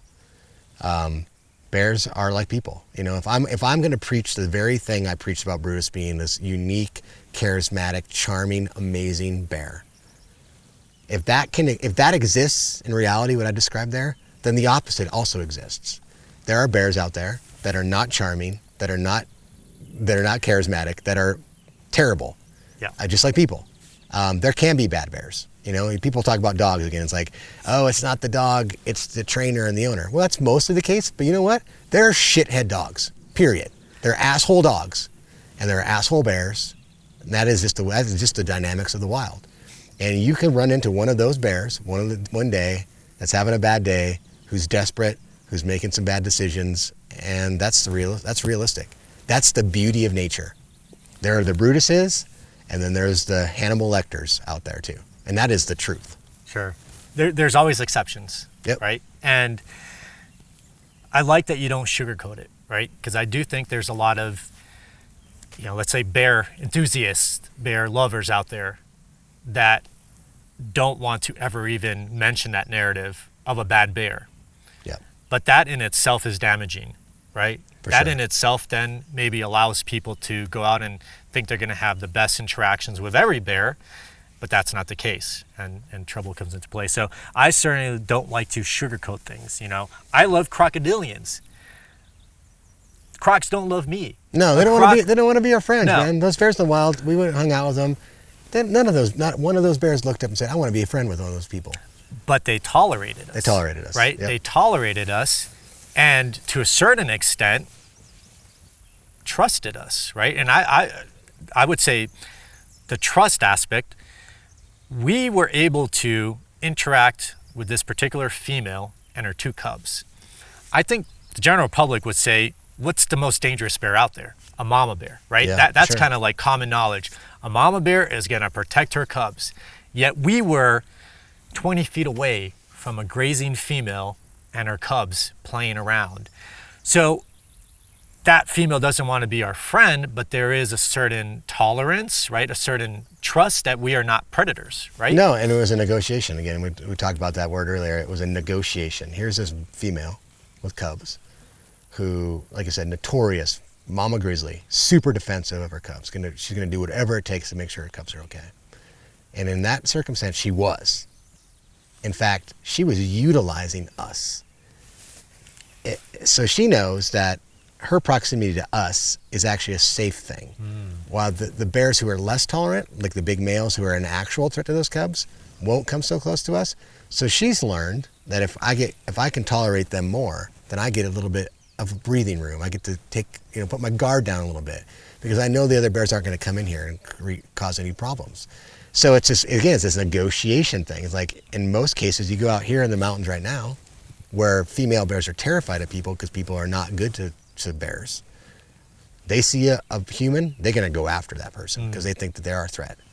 In Katmai, the real threat was the big male bears. We were not a threat. In fact, we were an advantage to her, and she recognized that. And we saw it ourselves. We heard it from our fellow photographers, where she would actually come down, bring the cubs closer to us, and that's why. Yeah. Negotiation. A negotiation, yeah. Yeah. But there's no delusion, It would be delusional to think like she's our friend. Yep, right? not a friend. And there is a little bit of danger in that when people do become comfortable with certain species that are more chill or habituated. With that said, though, you had a firearm with you, right? And your countless hours with bears, has there ever been a moment where you were going to use that firearm? I should say, since we're talking about bear attacks and the fact that not all bear encounters are going to be positive. However, most of the encounters that people have with bears are positive because simply the bear lives and the human lives. But you don't hear about that in the news, right? You only hear about the attacks. And certainly now with the advent of social media and just the fact that, things go viral, it seems like every year there are just viral bear attacks that occur, right? So attacks do occur. Maybe there's encroachment of people in habitat. Maybe there's just people that are just not prepared to go into habitat, and they are because of, the fact that like it's cool to go into the wild and camp, and your social media, you're gonna show all your friends what you're doing, but you don't know what you're doing. With that said, you as an experienced outdoorsman, you told me a story during our time in camp that was probably your scariest bear encounter experience, a moment that you could have potentially shot a bear. Would you like to share that? Yeah. Now let's one step back. I mean, I think that there will be more bear attacks every year. That number continues to go up. So every year, statistically, it seems like every year bear attacks are increasing. Yeah, and in this ecosystem specifically, we have more bears. The bear population is swelling, and we have more people. We have more visitation, more people recreating in bear country. And that's just a collision course, And I think that, like I said, more people are going out into the woods, not prepared, not really knowing what they're doing, and encountering more bears. And it's going to happen. In fact, we're going to go to a place tomorrow where I would say is probably the place where more people are attacked by grizzlies anywhere in the world. And it's because there's a lot of bears there and a lot of people go there. So high density of bears, high density of people. Yeah. I mean, that's with any animal. That's going to. And you're just asking for problems. Yeah. And so they happen. It's not just a bear problem. It's a problem with alligators, with other predatory species. That we're going to talk about your work in Nepal, for example. But back to your story. And let me set this up. So we're camping in Katmai. We've got our tents, and this was on a particularly crappy day where we were just stuck in our tents. We were just telling camp stories, right? And you told me your scariest bear experience, and so I'm in a location with the biggest brown bears in the world. Bear experts telling me this story, and it resonates, right? I mean, that's where you're gonna hear this story and be like, it touches you, and you feel it. And so I would like for you to share that story with the listeners. Well, what provoked that story that day was an encounter I had. So I went down to the beach, and I was walking back to the camp, and this bear was in the grass, and it kind of came out and looked at me, and I looked at that bear, and I thought, ooh, that reminds me of a bear that I encountered. It was a big, older male, kind of skinny, looked like it wasn't eating real well, and it was looming around our camp. So I remember when I got back, had been talking to Riley and you, and I just had seen Riley and said, oh, I didn't like the look of that bear. And it reminded me of this bear. So this happened here in this ecosystem. It was the spring, Montana. Yeah, Yellowstone ecosystem. It was a springtime. I had gone out to film bears eating elk calves. So in the spring, they like to go around and look for elk calves. What happens, a female elk gives birth to their calves, and then they stash them during the day when they're out grazing. And the bears go and look for where they're stashed. It's like a game of hide and seek, right? So we were in an area where I knew there was a lot of elk calves, and we went out there. It was just a sea of sagebrush, right? And we were up on this little knob, and we're looking out, and there was some elk over here, and I knew there was going to be calves within the sagebrush. And sure enough, here comes this big bear walking, kind of zigzag. What I would call bird dog. You see bird dogs running zigzag trying to flush a grouse. Bears do the same thing. They start bird dogging and just trying to cover the ground and looking for these elk calves. And he's going along, and I'm watching him. And at this point, he's a mile away, and I'm excited because there's going to be a potential of this predation behavior. Well, suddenly he changes behavior, and he just like stops and turns and starts kind of walking slowly our direction. And it's this kind of undulating landscape. So he's walking and disappear, and then he'd pop back up, and he's slowly getting closer. And I got my binos up, and I'm watching him, and he's now getting to the distance where I can start to see some of his characteristics. And I see this bear, and he's a big male, and I can see his hip bones. And I'm like, oh, he's skinny. And then his mouth's kind of gaped open, and he's got this kind of salivation kind of dripping right here on his lips, and that usually means stress. And I remember I was just me and one camera guy, and I look over and I said, man, I don't like the look of this bear at all. And then he disappears. That day, it was a bluebird day, but we had a very strong wind in our face, probably 20, 30 miles an hour blowing in our face. And I remember as he got closer, I thought, oh, he's coming our direction. He doesn't smell us because the wind's at his back. He doesn't see us, we're holding really still. And it's strange that he keeps coming our direction. So now he's, half the distance, comes back, pops back up. And as I look at his posture, he's kind of got his ears forward, like he's focused on us. And I think that's weird, right? So I remember as he's starting to come closer, I think, you know what? I don't like the look of this bear. I don't like his body language. I'm just going to make myself known as a human. And when you do that in this ecosystem, as soon as a bear sees you, it just runs away as fast as it can, terrified of you. And that's what's going to happen. It's happened 100 times before. So I stand up and I go, hey bear, I wave my arms like that, right? And expecting immediately that he's just going to go oof, and then run away, right? Well, he didn't do that. He did the exact opposite of that. His ears come even farther forward, and now he starts jogging towards us and disappears. And I'm like, what the heck is going on here? Comes back up, and I remember when he hit the top of that hill, I'm like, okay, maybe he didn't hear me, And I go, hey bear, and I kind of jump around, do jumping jacks, whatever. There's a person right here. And as soon as I do that, he just starts sprinting. And he's focused, like he's coming after an elk calf. And so I remember I've got my bear spray on my hip. The wind's blowing in my face really strong, and I think to myself, everything goes in slow motion at that point. Like, this is not good. I'm going to have to wait till, like, point blank range to use this bear spray. and he's closing the gap super fast. And in that moment, I had this idea, and it always makes me laugh when I think about it, but I had a clear idea in slow motion that I was going to reach down and grab my backpack, and I was going to throw it at him.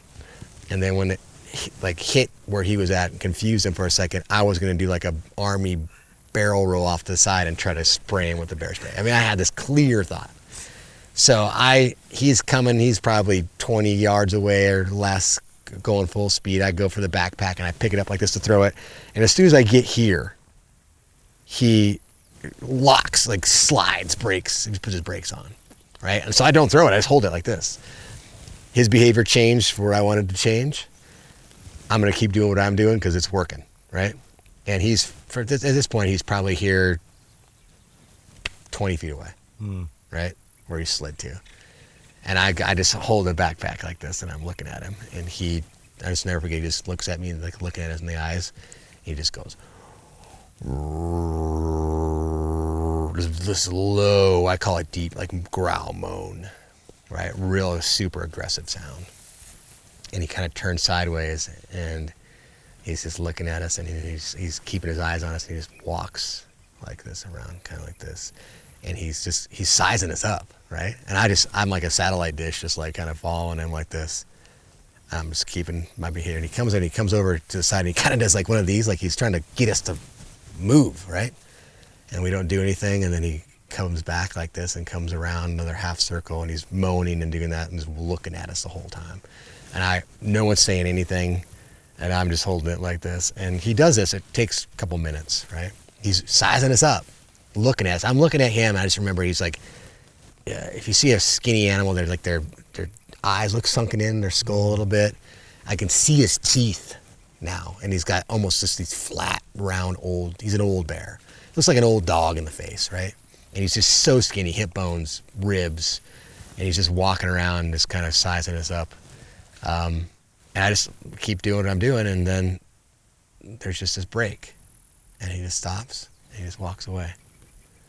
And I just remember holding the backpack and was watching him just disappear. Like he walked, a mile.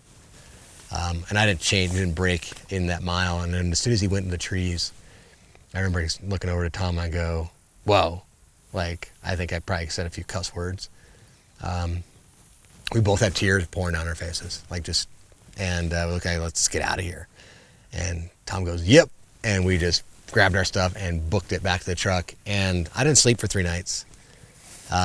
Because it was the very first time of thousands of times that I had a bear look at me like it was going to eat me. And I don't know what it is. I think that it stirred something inside of me from the days when people were on the menu a lot that I never felt. But when when all that body language that is undeniable, when a bear looks at you like, I'm going to eat this thing, it just shakes you.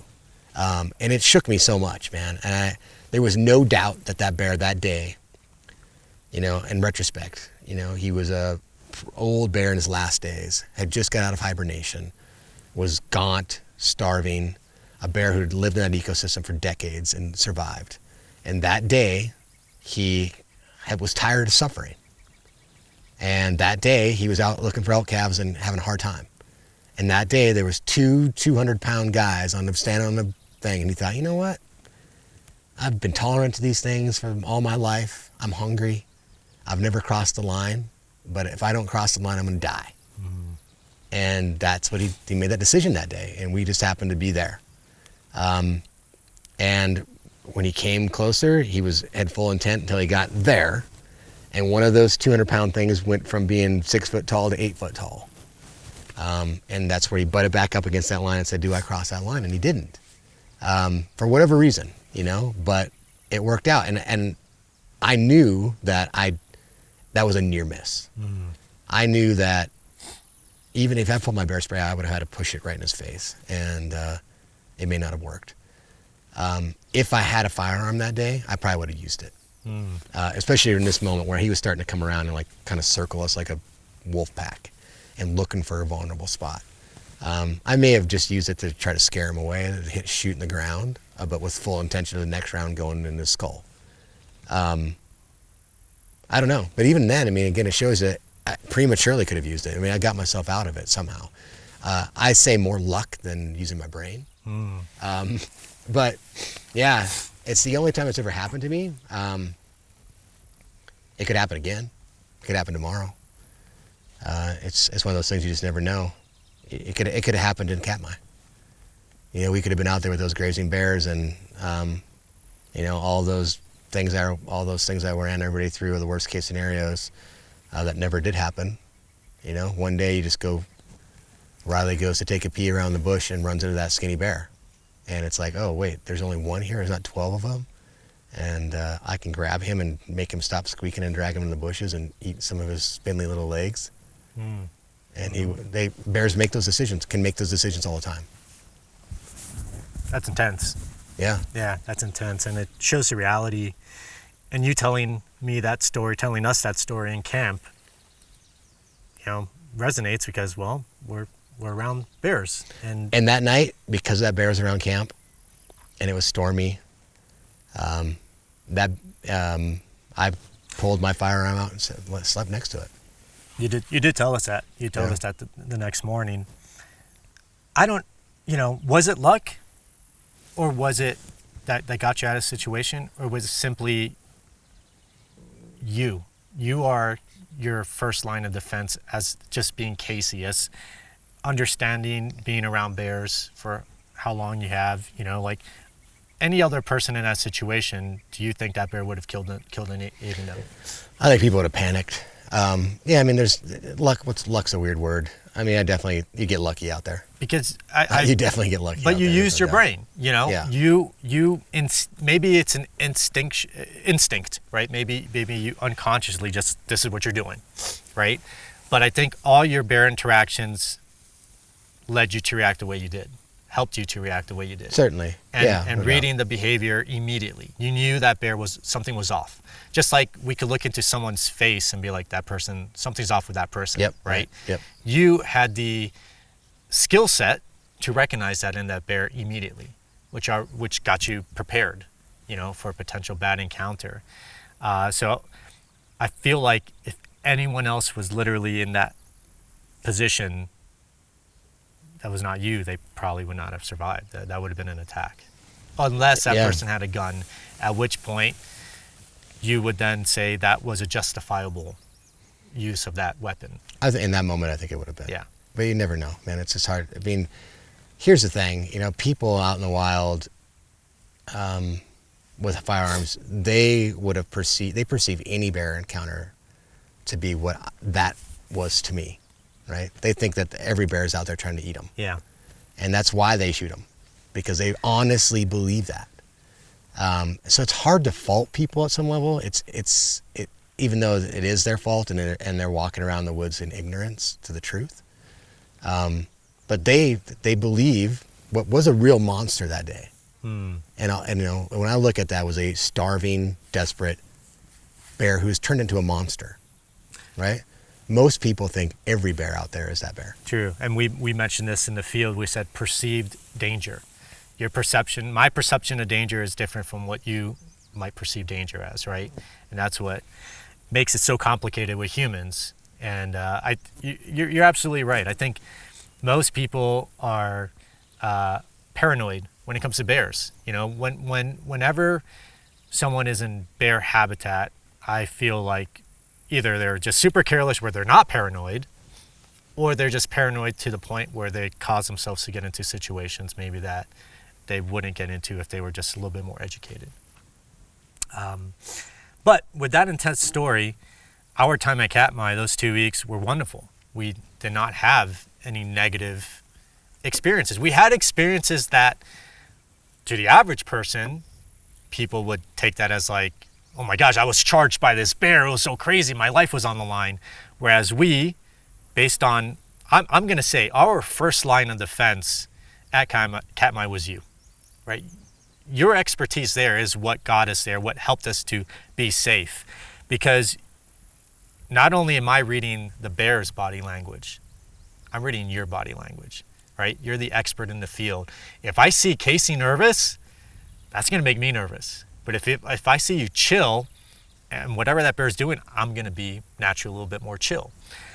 So with the dozens of encounters we had with bears, I would say, and you told me otherwise, I would say we did not have any negative encounters that we didn't get out of by, we never pulled our bear spray out. The encounter was essentially positive where, a bear didn't get sprayed, we didn't get hurt. And so I see all the encounters we had, even the ones that might be perceived as negative, general public, it was all positive. Yeah. What do you think? Yeah, no, mostly. I've sat and thought about every encounter quite a bit. One that, I don't know if you noticed, I changed a little bit after it happened, was the mother and the cub, the yearling, who gave us a little bit of a charge. We were in a big group that day. We're walking along the river, and she was up in the meadow, and she chose to come down closer to us, and it was a combination of things that happened there. She was going to come down, and actually, at the time, the cub was kind of whining, and I thought maybe she was going to come nurse by us. She was a notorious female to do that. And then she put herself and the cub between us and the river. And simultaneously, as they moved into that kind of spot, which was very tight, I don't even know what it was, 30, 20 feet, I don't even know. Yeah. Very close. Very close, yeah. I remember somebody was fidgeting around with something behind me, making some noise. I don't know what was going on, but it was making the cub nervous. And as the cub went into this tight spot, he started vocalizing his nervousness, and it was making her nervous because he was nervous. So again, her tolerance was big. She was coming in. And then as her cub got more nervous, her tolerance became less, to the point where she decided, I'm just going to give him a little bit of a bluff charge just to back him up.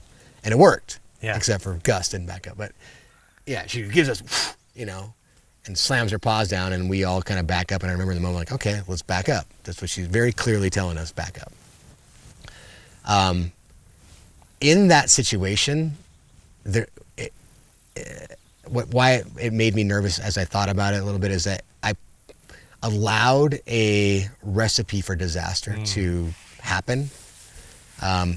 If that situation started to happen, she got down between us and the river, and someone sneezed, or someone dropped their backpack, or someone reacted the wrong way. In that could have gone bad. And I allowed that moment to get to the point where it could have been critical. And it bothered me. After that, I actually never allowed that proximity to happen again. I don't know if you noticed that. I never did.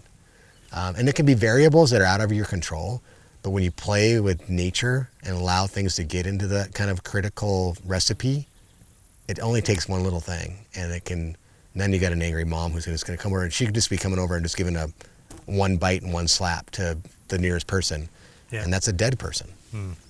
And we don't want that to happen. So, point being, I guess what you're asking is, like, were we ever in a bad situation? I think that the tolerance of the bears was great, and we got out of a lot of things. But there were some spots that I think that we were really, really playing a tight game. Yeah. Okay. I get you. Yeah. I get you. And that's the weird thing about it. It's like that fine line that often you can get away with stuff until you don't. Right? That's exactly right. That's what happens with wilderness safety in general, which we'll touch upon. I think most people that were in that situation that day did not realize how volatile that moment was. But I've seen that same moment go the other way. Again, a female with a cub. And what's interesting is, especially when we're observing the one female that had the two cubs, the younger cubs, how perceptive the cubs are. Most of the time, the cubs are the ones instigating, I'm going to use the word instigating, the female to react to something, right? The cubs were, I noticed how hyper aware the cubs were while the female was grazing. They're the ones that, if they see another bear coming, they're the first to stand up and to look. And they're just staring there. And then, they'll just make a little cue to the female come up and like, oh, what's up, Yeah. And so it's the cubs that instigate the perception of danger. Yeah, and I think female. they also are still learning. It's one of those things. Like I remember when we were some of the first people those little cubs ever saw. Mm-hmm. And as we got close to them, they were not sure about us. They were all standing up and looking, and they were like, "What is these? Okay, Mom." So far, anytime anything has approached us, you started huffing and we ran into higher ground. But now you're letting these things come closer, and what are they, right? And they're learning. They're learning who people are for the first time. And she was just like, not looking, not paying attention. Oh, you're going to get used to these things eventually. And we even saw that in our weeks there where they started getting used to us. But in the beginning, they were not so sure about people. So I think the cubs they're a little more nervous in general, and because they're learning. These moms are old souls that have been around for a long time, and they've been there, done that, right? And so they're certainly letting their senses, those little guys, be radars, And if they're hoofing and puffing and acting nervous enough, she's going to look. Mm-hmm. But mostly, it's funny because it just shows you how inexperienced they were compared to her most of the time. Yeah, it was fun too. Some of my fondest memories were just us hanging out with those cubs, playing and just seeing how they're perceiving the world.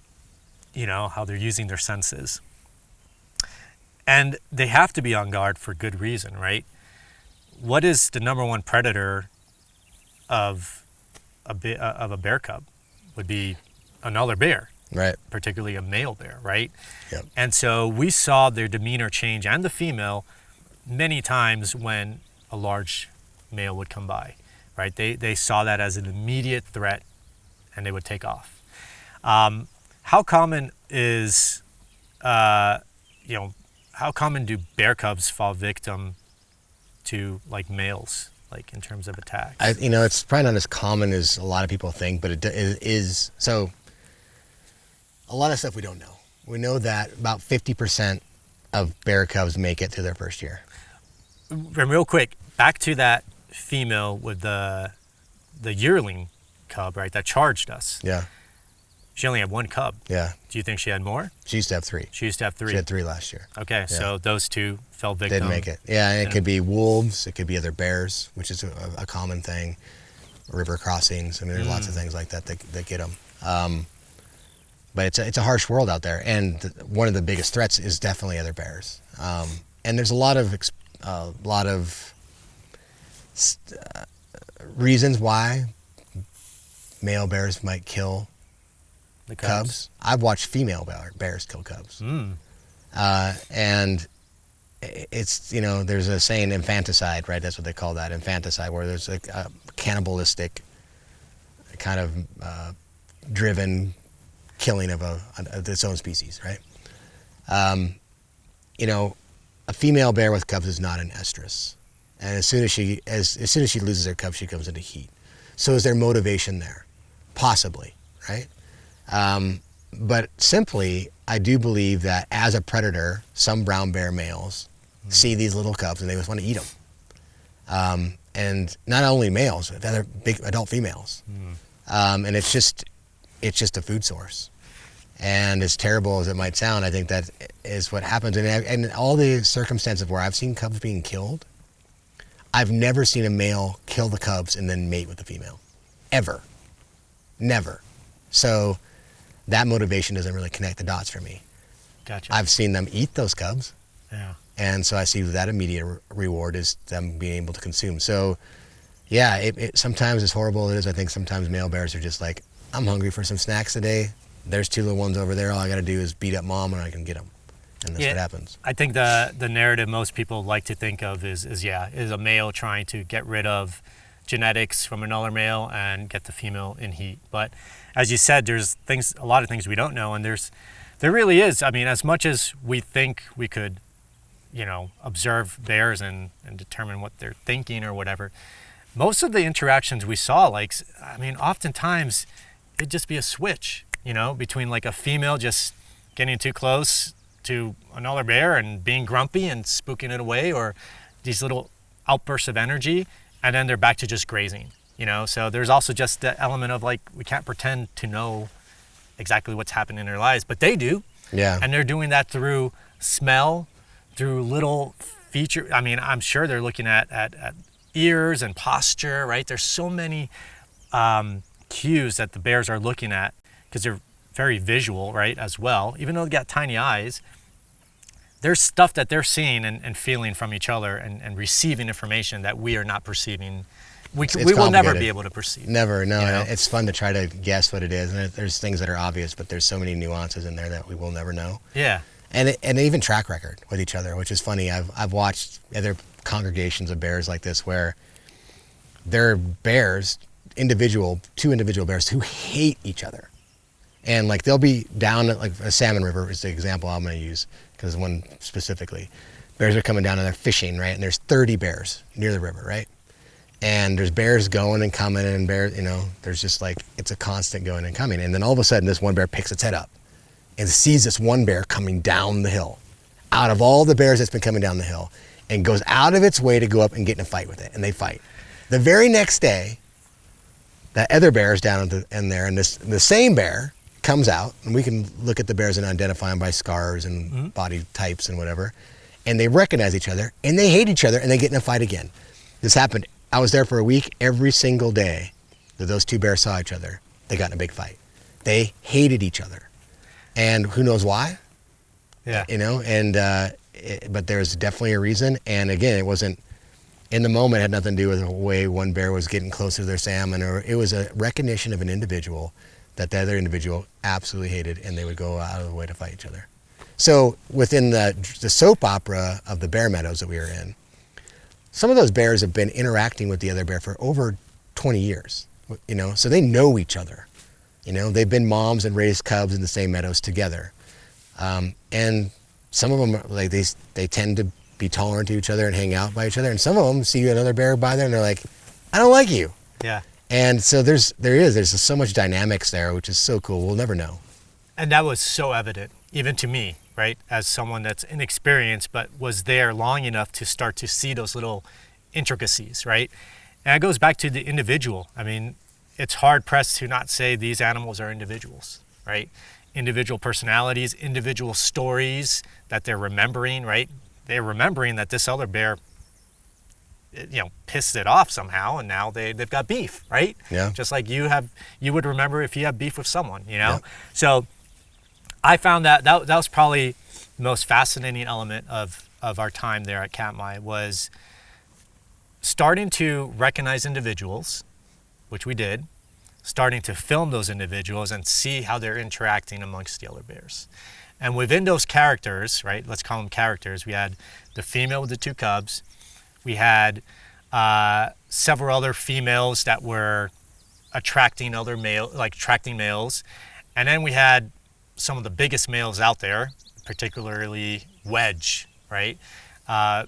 If I look back at my time at Katmai, Wedge, this bear, was my favorite. So let's describe Wedge, how much he weighed, and kind of his personality, because at this point we observed them enough to kind of put a personality onto him. Yeah, we were definitely curious about who the biggest and baddest bear was going to be in the bear meadows, and Wedge kind of emerged as that bear. It's interesting because a lot of those big males are dark colored. Yeah. And he was one of the couple big dark colored males that were probably in that 1,000 to 1,100 pound range. I was very surprised at how dark some of these big males were. From a distance, right, they look black. Yeah. They look like just big black bears. Yeah. No, they get close to black. Without the sun hitting, they're backlit, they look black. And Wedge was all of a 1,100 pound bear. Had a big scar on his forehead. It made him a little more ominous. Kind of one ear was a little tore up too, and he was just a massive bear. And everybody in the meadow, we never saw any bear challenge. His presence alone, he'd just walk in and all the other males would just, no, we're out of here. No, not even going to think about challenging.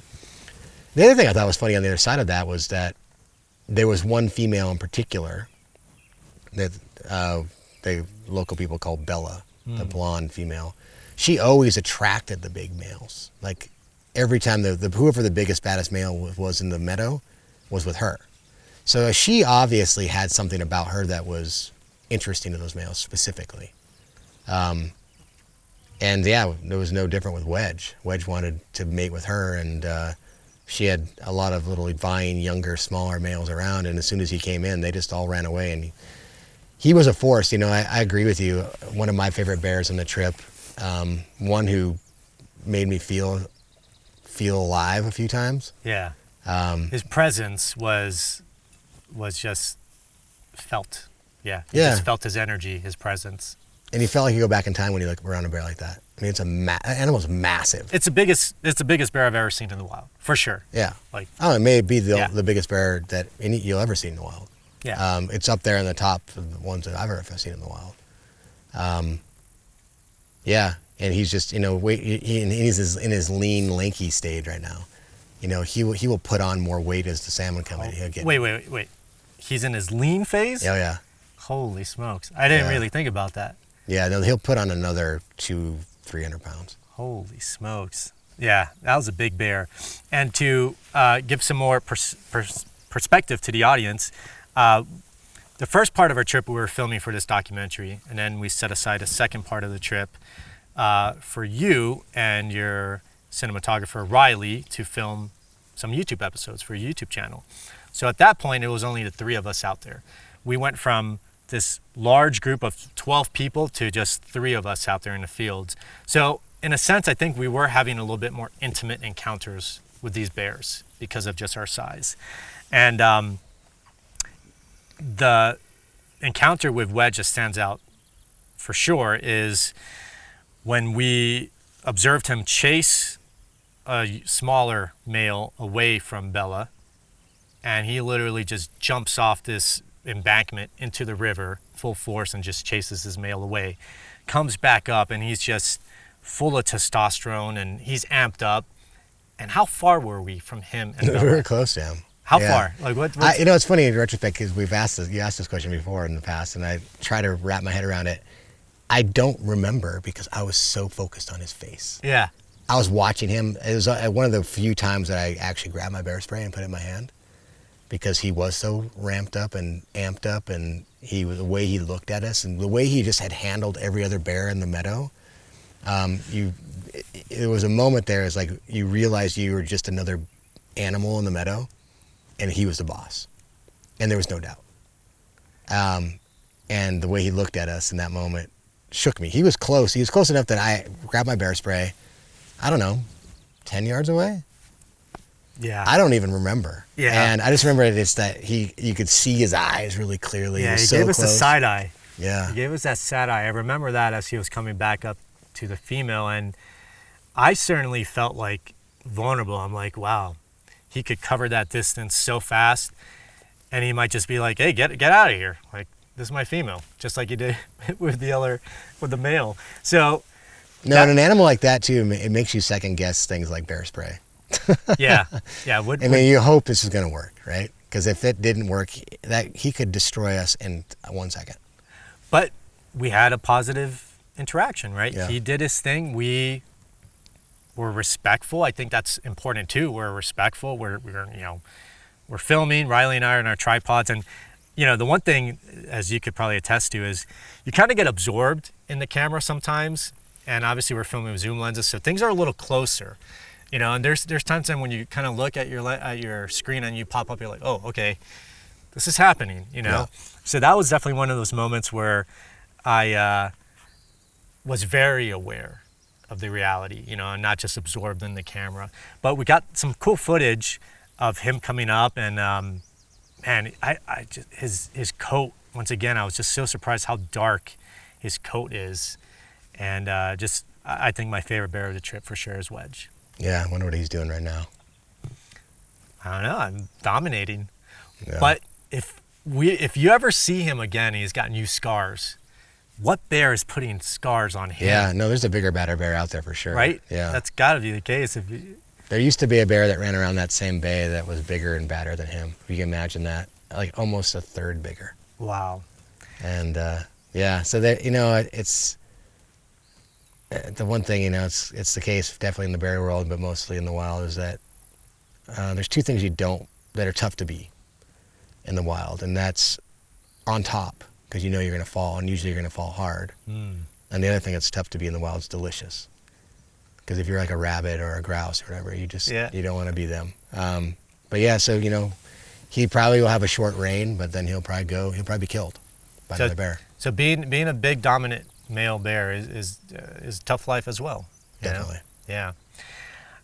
Man, so many amazing encounters. Every day we would set out from camp to the bear fields, and every day provided some cool little insight into the life of the bears. We filmed some type of cool little interaction. Countless moments that I'm just observing these bears, and I'm just smiling to myself like, wow, looking at the scenery. It was surreal. And it was the longest time that I've been camping in a while, so 2 weeks out there, and my first time amongst these large predatory animals in close distance. I mean, we're on foot, we've got our gear, and awesome. I was keeping a little journal, and there's so much we could continue to talk about, but that would make this podcast a lot longer. How do you think I handled being out there with the bears? Yeah, no, you did I think you were great. I mean, I'm always personality profiling, especially if I'm going to spend 2 weeks with somebody out there. Even before I knew you as a person and I knew you on camera and watched you on Brave Wilderness, I could see who you are a bit. You're a measured guy. You take things pretty seriously. I can tell you're a pretty calm guy. Matches my energy. I don't have a whole lot of energy too, all the time, especially in some circumstances like that. And I think it's important around big predators like that to kind of have a calm, measured, realistic perspective. I think, we all, as soon as we got there, we all fell victim to falling a little bit complacent for a bit. But I think that we were always set back in check, and those who realized it got set back in check, and you were one of them. I feel like you never let your guard down too much. You were always very respectful. I think that, you didn't become an expert too fast, right? Which is important. Yeah, no, I think I couldn't think of a better guy to be out there with. Well, thank you. Yeah, that's the one thing I always want to be respectful too. Like you can't be a know-it-all in the wild, and that's the one thing that I've learned when I've taken people out in my field of, like for reptiles, amphibians, whatever that is. You can't get complacent, always be willing to learn. And man, you could spend months out there just observing the bears, and just learning so much from them. So I really enjoyed that, and I enjoyed the pace of just sitting there. Sometimes we would just sit there and observe the bears, and I greatly appreciated and enjoyed that a lot. Remember how many times that actually worked out for us too? It was like one of those things, like we'd go out and we'd look at the field and we'd go, there's not a whole lot going on here. Let's just sit here for a little bit. And almost every time that happened, the action would come to us. 100%. It was a good reminder that sometimes patience actually does pay off. It's so hard sometimes. It's so hard. Because you're seeing these bears grazing, right? We see them just grazing. We don't need any more grazing shots, right? So, we would just post up. We'd just sit down. It worked a lot, actually. Bears are around us. They are, bears are, unlike maybe lions and tigers, like I would say bears are just more active in general, right? And so the likelihood of an interaction or something happening is greater than lions and tigers and such. Yeah, for sure. Yeah. Talking about inexperience, we'll just touch upon this because this is of note. Of all the dangers that I was anticipating to face out there, bears are obviously the first one that comes to mind. And whenever I told someone what I was doing, they're like, all right, well, how are you going to stay safe with the bears? But we know that often it's environmental conditions that tend to be more dangerous, especially for people like us who, let's say we have the animal aspect covered. And in this environment, we did a lot of like river and water crossings because that's just the nature of the terrain. We all wore waders, and these water crossings can be very dangerous. And I learned that firsthand, not just with this experience that we're going to tell, but beforehand, as you were prepping us for water crossings, you were very adamant that if your waders get inundated in a crossing, it could sink you down, current could take you away, and you could drown and die. And many people do die in that manner. So with that said, do you want to share the experience that we had with particular water crossing that, well, could have been that fine line between maybe me drowning and, surviving? Yeah, unfortunately, this is not my first time to have had an encounter like this, so shame on me a bit. It's one of those things like, I know it's coming, and it's why I hammered it so hard when we talked about it over and over. But that day, we were in the meadows waiting for something to happen, and in the distance, we heard a fight. A lot fighting. It was during low tide, and from my experience, what often happens at low tide is the low tide will expose like some dead fish or maybe some sea mammal that washed up. And when you hear a fight like that out in low tide, a lot of times it's fight over food.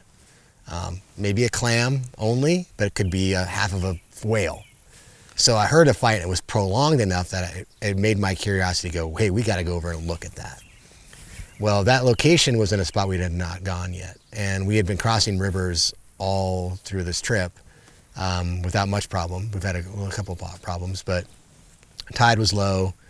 There was one good glacial fed creek / river that we had to cross that we hadn't crossed before to get there. On the way over, it was a tough crossing. I remember it was like one of those, the water's deep and looks calm on the top, but when you get in, it's turbid and the current's really moving. And I remember crossing that was the first time I had felt the force of the river like we did. It was the strongest I'd felt to date. We got across. It was real, pushed us pretty good. It was real high up close to the top of our waders, but we got across. Went and investigated, didn't see anything. Decided, let's go back a different way. I actually tried to cross lower in the delta down if you remember, and it got deep fast. And looking at our tide charts, I'm like, okay, tide's coming up now. Sense of urgency, because the more the tide comes up, we're not going to be able to cross this creek. And an expression you kept saying throughout our trip was, we live and die by the tides. We do, yes, and live and die by the tide. So keeping track of that. So we started to try to cross a spot we hadn't crossed before. Looked good. It was wide. Usually wide means less deep. And we started to cross that. Thought it was going to be just like the time before when we crossed. And as we crossed, you kind of started moving ahead a little bit. You were saying that you were moving ahead because you felt like just to get it over with. Yeah, I started to get a little bit impatient and a little nervous because the water level was rising, right? And I was getting deeper. And to put into perspective as well, the waders I had were always riding a little lower than yours and Riley's, and they were meant for marsh habitats. So that was mistake number one that led to this situation. But yeah, I kind of was like, let me just power through this. Yeah. And at that time, I remember my footing, like I was turning my body sideways, so I had like the least amount of surface area on the current. And it was actually making my feet slip. And I'm a heavier guy than you are. And as you push forward, I could start seeing you kind of losing control of your footing. And you went in deep enough that it went over your waders. Yeah. So picture this, and we have footage that we'll share, right? With these water crossings, we've got our backpacks, tripod mounted to the backpack. I got my camera in one hand, right? And you're wading through this, so you're not wading through this just like nonchalantly. You've got gear. So I'm in my mind, I'm like, all right, I want to get this crossing done with. And so I just take a step, and all of a sudden, my waders start to fill up with 34-degree water, right? Yeah. Glacial fed water. And it's a shock to the system. It's a cold plunge that you don't plan, right? Because most people when they do cold plunges, you're like, you psych yourself up. I was not psyched for this at all. So there goes the water, there goes my breath, there goes my heart rate, and all of a sudden, I panic. Yeah. Camera in hand, and all of a sudden the cold water's going down, my feet immediately start to tingle, and I just have to go forward. And the more forward I go, right, the deeper it gets. So I was wearing a chest pack the entire trip with a little DJI action camera to document POV shots. We only knew this after the fact, but when we looked at the footage, that action camera was completely submerged, which indicated how deep the water was. So all I remember at that point was I began to panic as the water was rushing in, and I just screamed out in a very, I think, shaky voice, "Casey!" And you luckily were near enough to me to actually come up and grab me. Yeah. But in that moment of me yelling that to you, like, my waders were getting heavy. I was probably in an angle where I'm getting the full force of the current, and my feet are slipping a little bit. And fresh in my mind are the warnings of river crossings are dangerous with waders. And I was starting to lose control. You grabbed me, and that gave me probably subconsciously like a boost of confidence, but it was like, okay, I think I'm good right now. Let's power through.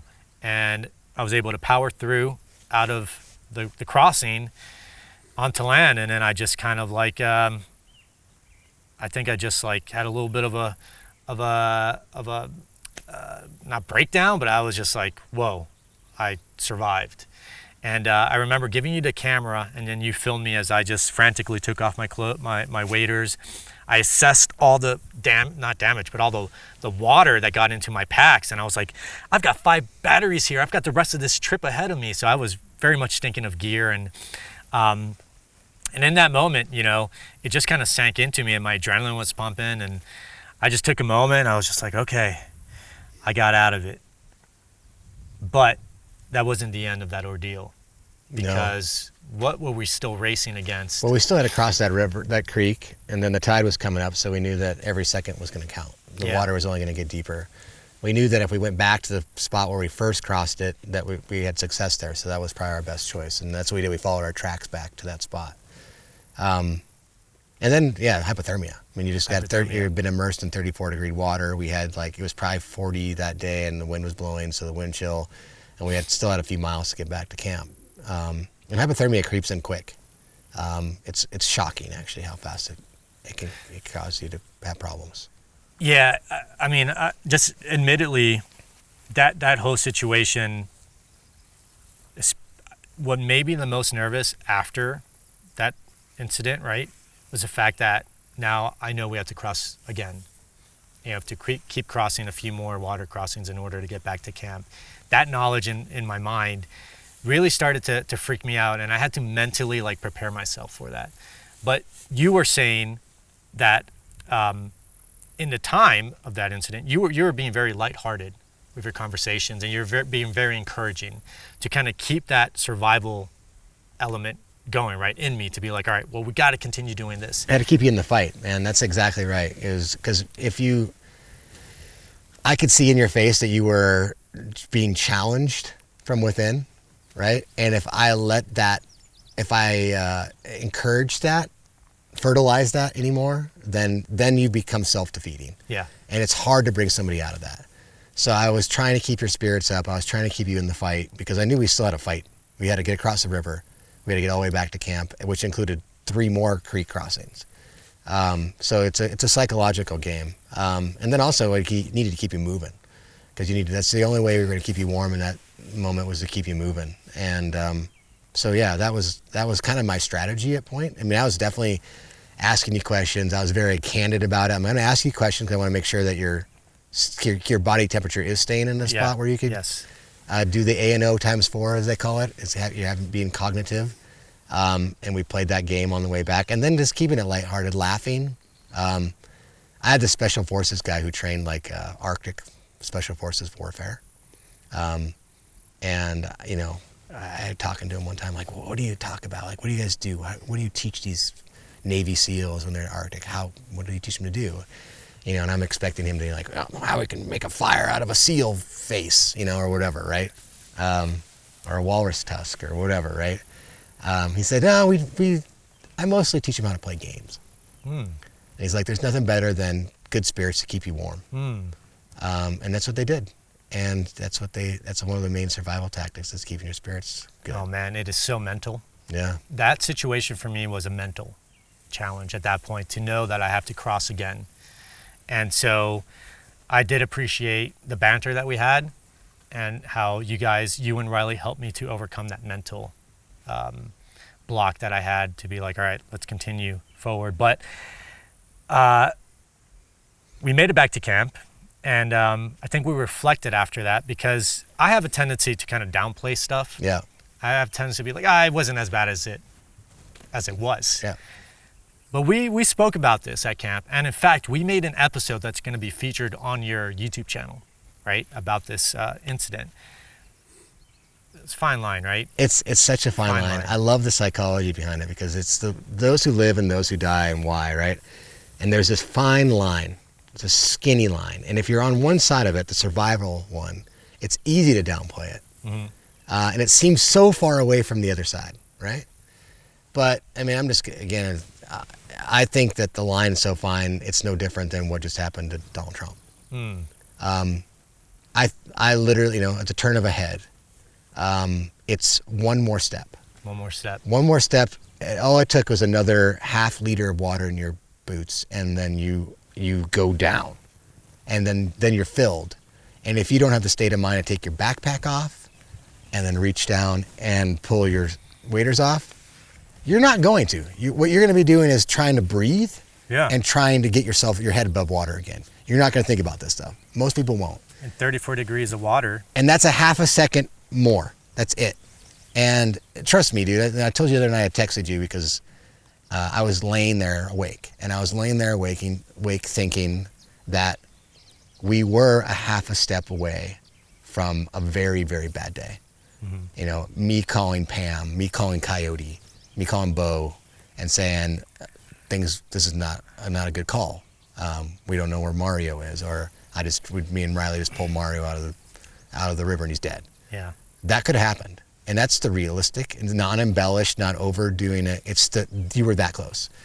And it's good to sit here and have this conversation. It's good to have those sleepless nights.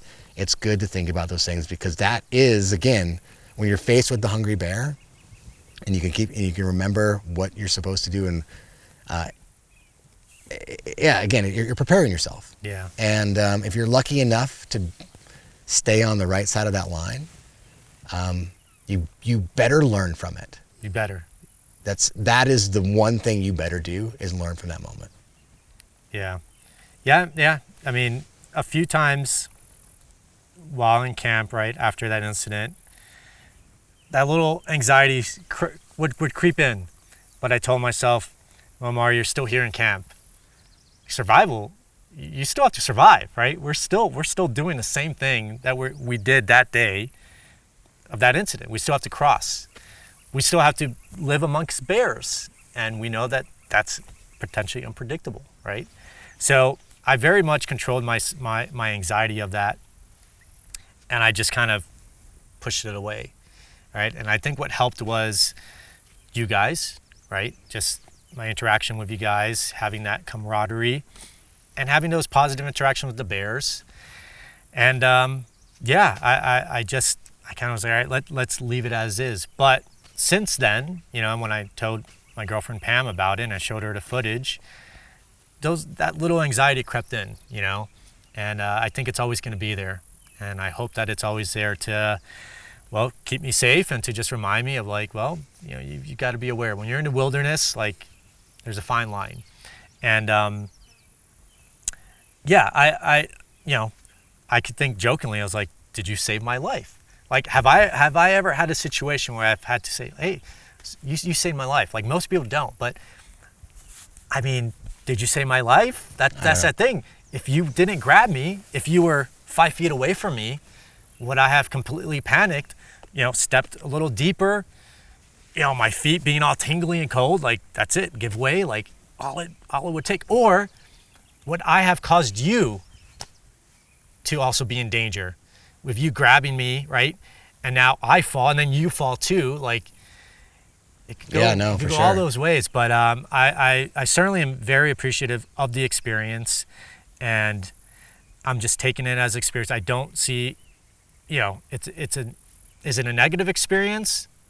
Yes, but it's also a teaching experience. And we did learn from that, because after that there was a few crossings that were a little deeper because of some recent rain that we said, you know what, we're not going to cross. Yep. And maybe we would not have done that at that point. And maybe that would have been that crossing that would have gotten me, because I had the wrong gear. That's another lesson. The right gear can be the difference between life and death. Definitely. In the wild. So I haven't thought about that till now, but maybe that other crossing would have been the one. Maybe that would have been deeper. And so, we had to experience that in order to continue the rest of the trip. And yeah, no, again, I'm glad I was there no matter what. I mean, I think it was good. And I think that, moving forward, it made us stronger. Yes. Made us smarter. We've learned from it. And we'll have better gear next time. We'll be more cautious next time. It's part of our job. It is. Part of our job is that we get into these calculated risks, right? Most of the risks that we're taking are calculated, except the ones that are not, right? Those are the ones that get you. So, I'm very grateful, and it's now a story that we can tell, and hopefully it's a story that other people can learn a lesson from. There's a lot to talk about with our Katmai experience, and I will say Katmai stands as one of the most enjoyable productions I've ever done, and wildlife experiences in general. I think anyone that's into animals, my goal in life is to seek wildlife experiences, and Katmai is top on my list of like wildlife experiences, and very grateful that you and Riley allowed me to tag along for that second part of the trip, because during that second part of the trip, you guys were filming for your YouTube channel, right? Yeah. So would you like to explain about your YouTube channel and give a plug? Yeah, new YouTube channel, Endless Venture. Okay. I think it's born from the fact that streamers and networks are kind of struggling right now, trying to stay alive in this industry, and one of the ways is YouTube and other digital platforms like that seems to be one way that we can continue to support our conservation messaging. Sure. So we're gonna dabble in that a little bit. We're still sticking over on the other side of the world, but we're gonna jump over. I think it's not uncommon for people to try to navigate all the worlds, and I love about being mentored by you guys at Brave Wilderness, learning a lot. I mean, it's all new to me, and the fact that you can do what you want, right? Make the stories you want. That's huge. I'm excited about it. We're gonna be doing a lot of the typical stuff that you might expect from me, just kind of wildlife stuff, but some other things, some more adventure-y cave exploration, who knows what. Yeah, that's exciting, man. Endless Venture is the name of your YouTube channel, and you guys are a two-man team. It's you and Riley. Yeah. So Riley is your young cinematographer. You want to explain a little bit about Riley? And Riley is a super talented kid that I came across through a film festival, actually, and a recommendation, and then got to know him, looked at his stuff, thought, man, this guy really knows what he's doing. He's got the hunger. Reminds me a lot of myself when I was a kid. Good work ethic, got some experience in the wild, willing to learn, I think is a big part of it, but super talented. And you know what? I'm an old guy, right? I got to keep up with the times. I got to learn how to say the words like fire and stuff, like lit and stuff. Yeah. And but I got to make your content cool, right? I know how to get to cool places, and I know how to find cool things, but you got to keep up with the times, and so I think it's a good combination. Yeah, you guys make a fantastic team. Riley's on point. We kept saying like dialed in. Like when you're dialed in the field, that means you're one with your equipment, your gear and your efficiency at filming. And man, you and Riley, you guys are dialed in. I observed that the first day that the rest of the team left, and I was just there, once again tagging along. You guys make a fantastic team, and I think Riley is very talented, and he has a very palatable ambition to him that I see. I saw in myself when I was younger as well. Because I have to say too, like when I was younger, just like you, look at the gray hairs on my beard, but. It's cool. And what was really neat is you guys gave me a little sneak preview of some of the episodes in camp. And I have to say, once again, two-man team.